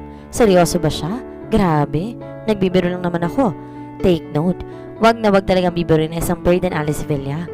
I wouldn't dare to test the theory, but are you serious? Am I the type of person who's into joking? Mrs. Sevilla crap, galit ba siya? I know. Are you mad? I'm sorry, okay? Send. Bumibilis na naman ang pagtibok ng puso ko. Bakit pa kasi kailangan nakakapstock yung Mrs. Sevilla? Ang tagal niya mag-reply. San ba kasi nagtatago yun? Nangangalay na rin pa ako kaya umupo muna ako sa bench na malapit sa harap ng dagat. Better view. Naramdaman ko na rin ang pag-vibrate ng phone ko. That was a joke, Mrs. Sevilla. Feeling sorry, but can't help smiling. Natawa ako at kakaiba din talaga mga jokes na isang bird and alley. Magta-type na sana ako na mag-vibrate ulit yung phone ko. Smiling, ha? Stating my lines now, Mrs. Sevilla. And yes, I am stalking because I'm really interested in everything you do. Ito na naman ang sweet side ni Braden. Hindi ako masyadong umiti dahil ramdam ko na pinagmamasdan niya bawat galaw ko. I wouldn't dare to steal your lines, sir. But my very sweet husband, where are you really? I miss you already. Sent. That's the truth. Miss ko na siya. Kahit oras pa lang hindi kami nagkikita. Nag-text na naman si Braden. Come here, love. Find me. Now. Okay, sir. I sighed. I will. Now. Tumayo na ako at saan ko naman siya hanapin sa dami ng tao dito. Naalala ko sa text niya, he said smiling, ibig sabihin, malapit lang siya sa akin. Sumampa ako sa bench na iupuan ko kanina and now, I see him.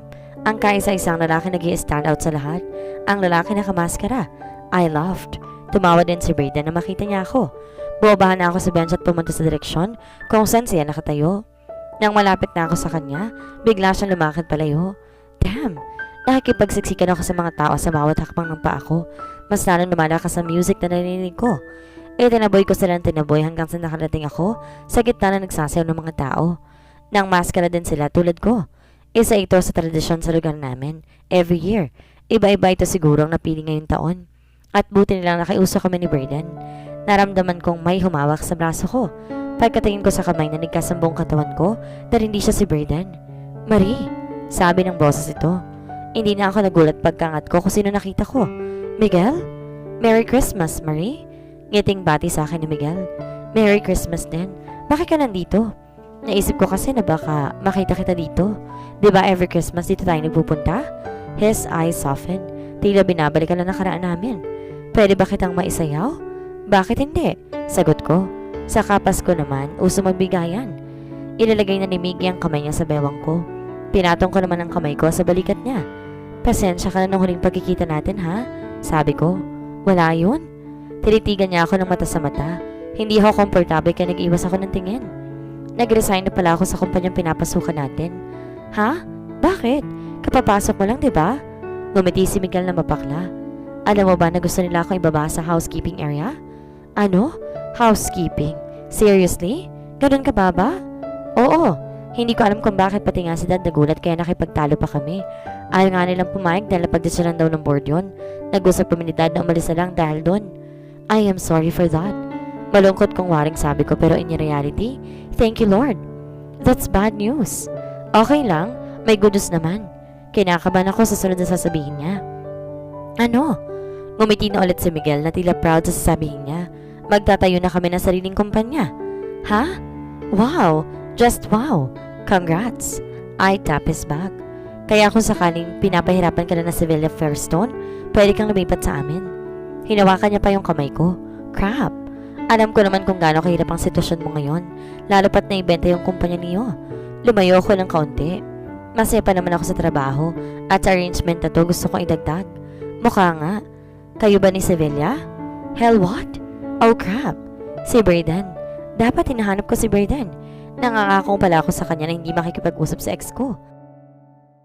Sort of that way, pero nasa stage pa lang kami ng getting to know each other. Naramdaman ko ang presensya ni Braden kaya pag niyon ko, hindi na ako nagulat na makita ko siya. He is staring at us icily. His jaw clenched na dumakong mata sa kamay ni Miguel. Sa bewang ko papunta sa kamay ko sa balikat nito. Itinulak ko agad si Maggie palayo dahil naglalakad na palapit si Braden sa amin. Bakit, Marie? May problema ba? Bulong ko. My blood is racing in my veins again. Mr. Sevilla. Sambit ni Miguel pero hindi naman mukhang nagulat. Ang mukha niya. Cruz, says Braden, aloof. Hinawakan ko agad si Braden sa braso dahil sa tingin ng mga mata niya, mukha siya makakapatay ng tao. Hindi ko alam na nandito ka rin pala, Mr. Sevilla. Why not? Nagulat lang kasi ako nang makita kita. Sagot ni Maggie. Nanginginig ang kamay at hindi ko alam kung sa takot ba o sa galit. You don't look shocked, komento ni Braden. By the way, Cruz, My girl and I are having a Christmas day today, so if you'll excuse us. Hinihila na ako ni Brayden ngayon. Merry Christmas. Ang narinig kong sambit ni Miguel. Nang medyo malayo na kami ni Brayden, likod na lang ni Miguel, nakikita ko naglalakad na rito papalayo. Nakaago naman ng pansin ko yung orange na scarf na nasa likod ng bulsa ko. Hanggang ngayon ba naman? Every time may isa-celebrate kasi kami dati, nung kami power nung naniligaw pa lang siya, lagi niya kami nibigyan ng iba't ibang bagay. Halos lahat color orange, like orange bag, orange shoes, orange bracelet. He's weird talaga minsan. Tumawa ako na makita ko ulit yung likod ni Miguel. Nagmumukha na kasing buntot yung scarf. What's funny? Huminto si Brayden pero gitna pa rin kami ng mga taong nagsasayaw. Oo, seryoso pa rin ang mukha niya. I have to deal with his mood again. Miguel? He grazed his forehead. You enjoyed dancing with that guy? Syempre hindi. Paano mo nasasabi yan? Then why are you laughing? Seryoso pa rin ito. Mukha kasing buntot yung scarf sa pants ni Miggy. Ipinulupot ko ng kamay ko sa leg ni Brayden. Umiling naman si Brayden mukhang makanalang natawa sa ginagawa ni Miguel. Oh Moira, behave yourself. Why would he brought a scarf like that? Ayoko lang dagdagan pang selos niya. I don't know. Tinanggal ni Brayden ang maskara sa mukha ko. Are you lying? Tinanggal ko muna din ang maskara si Brayden bago sumagot. Yes, now I'm being honest because I lied. Hindi pa rin gumagalaw si Ali. Stop being jealous, Ali. He closed his eyes. We've talked about this. I know. Hindi ka naman inaasang nandito si Miguel. It just happened too quickly. I touched his face. Open your eyes and dance with me. No move. This is still my time. I reminded him. Save everything you want to do with me after 5:59 p.m. And with that, he opened his eyes. Oh, finally, I won this time. I like your tactics, Mrs. Sevilla, he said and started moving. Yes. Finally, we're dancing. It's working. I grinned. Not after 5:59 p.m. He smirked. You have something in mind? A surprise. Right. Palagi naman sa may surprise. But still excited pa rin ako kung ano man yon. Inikot ako ni Brayden gamit ang isang kamay niya. Nakangiti na siya nang nilipat ko ang kamay ko sa balikat niya. You have the most mesmerizing eyes, Mrs. Sevilla. So do you. Hinapit naman ako ni Brayden at ipinatong yung noo niya sa noo ko. Too close. I can feel my heart accelerating. God, hindi pa rin ako sanay kapag ganito kami kalapit. Kahit hindi niya pa ako hinahalikan, I'm almost gasping. Breathe, he said smiling. Siya lang kaisang sa lalaki na kapagpadibok ng puso ko ng sobrang bilis sa isang galaw lang. Para kami nagpipiknik ngayon at nakaupo lang kami sa damuhan at may kapirasong tela. Are you ready? Tanong ko kay Brayden at may 3 strawberries ito sa tabi niya. So do I. Maglalaro kasi kami ng hagisa ng strawberry. Kapag hindi na-shoot sa bunganga, papahidan ng mocha cake icing. I am always ready, love. Always remember that. He said proudly. I rolled my eyes. Remember the first game we played before, baby? Yes, and you lose. You never let me win that time. Because I like you naked, crap. Gumagamit na naman ng taktika si Brayden. I like him too, naked that time, pero bakit hindi ako nanalo? Nagkadayan kasi. Not this time, I smirked. May gusto ka bang sabihin, Mrs. Sevilla? Of course, I would like you to say, I said softly. Nag-smirk lang si Brayden saka binuksan ng bibig. Catch this little thing, baby. Inihagis ko na yung first strawberry and hindi niya nasalo. Yes, yung pangalawa naman inihagis ko. Napakindot na lang ako dahil hindi pa rin niya nasasalo.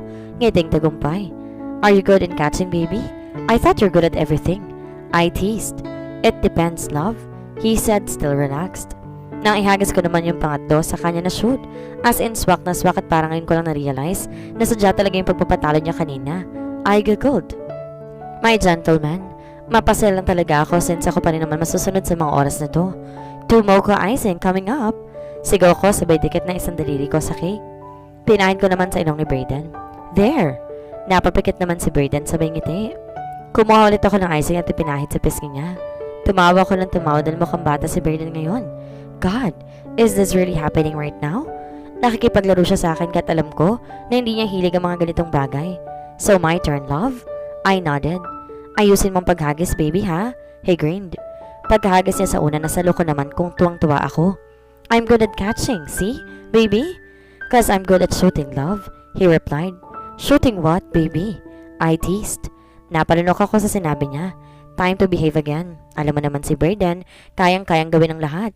And now you shut it. He chuckled. I opened my mouth. At ang nangyari, na-shoot ko yung pangalawa pero yung huli hindi na. But overall, I won this time. Yay! Lumapit na si Braden at kumuha ng icing. Una, tinikman niya muna. Oh my! You want some? I nodded and swallowed. Ipinain na ni Braden yung icing sa ilong ko, pababa hanggang sa bibig ko. I opened my mouth to taste it on his finger. Ngumiti naman si Braden and I took it all. I licked every fingers of his hand na meron icing. Pinakahuli yung thumb niya. I looked at him while licking it. I sucked it then bite it. Gotcha, I said. You are so naughty, Mrs. Sevilla. Diyos mio, kay barbaridad. Napahinto ko sa ginagawa ko at napalingon sa matanda na nakatayo sa harap namin. Nag-sign of the cross muna siya sabay takip sa mata ng bata na nasa tabi niya at lumakad na papalayo. Nagkatitigan kami ni Braden at bigla akong tumawa ng malakas. Si Braden naman iiling-iling. It's not my fault, sabi ko. It's not my fault either. Tanggi naman ni Braden. Then whose fault is that? Yours, sagot ni Braden. At kasing bilis ng kastap ng mata kinuha ni Braden ang halos buong icing sa cake sa kamay niya at agad na pinahit sa mukha ko lahat.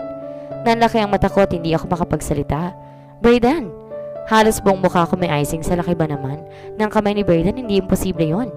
Did you just... Mr. Sevilla? Tumatawa lang siya sa akin. God, he is totally smiling. It is bright childish smile that I haven't seen before. Kumuha rin ako ng icing sa cake at bago ko pumahid sa mukha ni Braden, nakatakbo na siya. Ako naman si habol. Nakatingin na yung mga tao sa amin. Parang kinikilig sa napapanood nila. Braden, come here. Ang daya mo talaga. Pero tawa lang talaga ng tao si Braden. Hanggang sa nakarating kami sa mismong gitna ng park na to. Buti nilang walang tao dahil pag magsi 6 PM na, halos natin na nasa bench at pinapanood ang sunset. Nang maabutan ko siya sa gitna, napahid ko rin yung icing sa mukha niya. Fair enough, he said. Still laughing. Quits, I answered. Hinawakan ni Braden ang mukha ko then he kissed me passionately. Right here in the middle of the dark during sunset. I can't quite imagine how romantic we are. So I kissed him back with all my love and strength with all I got. Hindi kami huminto kahit may narinig kami nagpapalakpakan sa paligid namin. Parang movie lang, no? Bigla naman tumunog yung malaking orasan dito sa park na ang ibig sabihin 6 PM na. My turn, he whispered between our kisses. Yes. Hahalikan pa niya sana ulit ako nang biglang may tubig na tumama sa mukha namin. Oh no! I almost forgot pag 6 PM, binubuksan yung fountain dito. Kaya ngayon may tubig na tumatama sa amin sa iba't ibang direksyon. Ang lapad ang ngiti namin pareho kaya bago pa kami sawayan ng security, umalis na kami sa gitna at bumalik na sa pwesto namin kanina. You're wet, put ni Braden but he is too happy right now to worry. So are you? I giggled. Give me your left hand, he said with command but still smiling. Yes sir. I do as what he told. May inilagay si Braden sa kamay ko na kinagulat ko. It is a silver watch at mukhang mamahalin kasi may mga diamonds sa design sa gilid. Nakatitig lang siya sa akin at kinakalkula ang magiging action ko. My mouth hang open. It's beautiful, Braden. Just like you, he breathed. I wanted to think of me every 6 PM, Mrs. Sevilla, sambit ni Braden. I wanted to remember every minute and every hour we spend every 6 PM. Even when I'm away or not, awake or asleep, think of me. I blinked at him. My Braden is really a very romantic man. Of course. Kahit hindi 6 PM parigunado iniisip ko siya. I love you, I said and I hugged him. Thank you for loving me, Mrs. Sevilla. Mas siligpitan ko pang yakap ko sa kanya. A perfect Christmas day with the man I truly love. Mas masaya pa ba sa moment na to? And deep inside my mind, I get more excited to do what will happen next. I smiled at him, my most sweetest smile I could give. If isn't obvious, you could look dazzlingly beautiful, Mrs. Sevilla. Inoffer ni Braden ang kamay niya sa akin. Humawak ko sa kanya, tinitigan sa mata. Thank you, Mr. Sevilla, and you look beyond perfect. Ngumiti siya ng pagkatamis-tamis at saka hinalikan ako sa noo. Itinaas ko muna ng konti ang gown na suot ko at nagpatuloy kami sa paglalakad. Hindi ko alam kung ano meron at saan ako dinala ni Braden. Basta ang sabi niya, diba? His way? Pagkatapos namin magpalit, dumiretso kami dito. Actually, hindi ako komportable sa dami ng tao. Mga puro nakagown din sila tuxedo. Ano nga bang meron? Mr. Sevilla, we're very glad you came.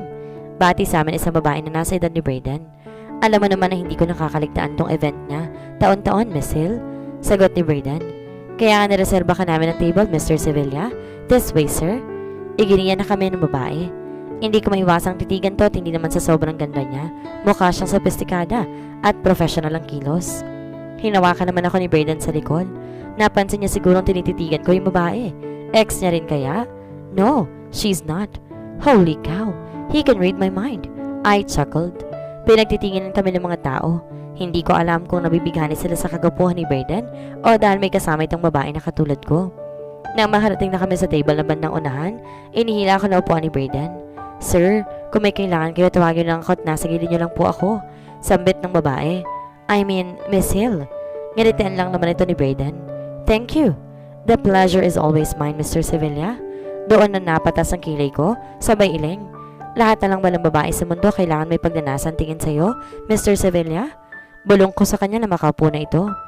Lahat na lang ba ng babae pagsasilosan mo, Mrs. Sevilla?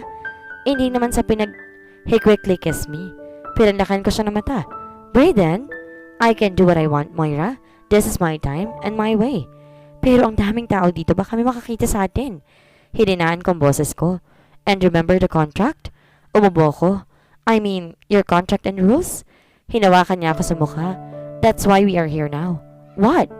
Mr. Sevilla, may emergency call po. Inaabot ng babae yung phone. I rolled my eyes. Wrong timing ka, miss. Gusto kong isigaw. Wait for me here, love. Tumayo na agad si Brayden at di ko na alam kung saan siya nagpunta. Left alone na naman ako. Inisip ko na lang ang mga nangyari kanina. Nangingiti na naman ako. Hindi ko talaga akalain na may mas romantic side pa ang isang Brayden Ali Sevilla. Napakasakwerte ko. Sa kabila ng mga rules, binagbibigyan niya pa rin ako. Am I that lucky this Christmas? A penny for your thoughts, miss. Nagulat ako na may babaeng tumabi sa akin. May hawak siyang champagne at hindi siya nakagaw na katulad namin. Yung suot niya sobrang ikli, hindi bagay sa maamong mukha niya. Nakalugay lang naman mahaba nitong buhok. Iba ang ganda ng babaeng nasa harapan ko, although mukha siya mas matanda sa akin. Parang hindi naglalayo ang edad namin. Ngumiti ito ng bahagya and now, right at this moment, gusto ko siyang ipagtabuyan. I can't believe this. Ito ang tipo ni Brayden sa babae. Like sassy. Kapareho ko siya ng mata, ng ilong, pati ng buhok. Oh crap, panic attack. Ito ang tipo ni Brayden sa babae. May parte sa akin gusto ko siyang kaibiganin, pero mas ang ibabang pagkagusto ko na palisin ng babaeng to sa harapan ko. Champagne, miss? Alok na to. Mukha kang himatayin sa pagkakatingin mo sa akin. Don't worry, I don't really bite. She silently laughed. And okay, sometimes I bite, pero hindi sa mga babae. Ngumiti naman to at tila naglalaro. Sino ka? Ang tanging nabanggit ko na lang. Hindi mo ako kilala? Nilagok nito yung champagne. I mean, seriously, hindi talaga? Itatanong ko ba kung hindi? Tumawa ito. I like you. Nagtatapang-tapangan ka. I bet that's why he likes you too. Inubusan nito ang champagne sa glass at pinahid ang mga marka sa bibig nito. He? Did she mean Brayden? Oh no, huwag mong sabihin ito sa mga ex niya. Bumibilis ng pagdalin ng kuko.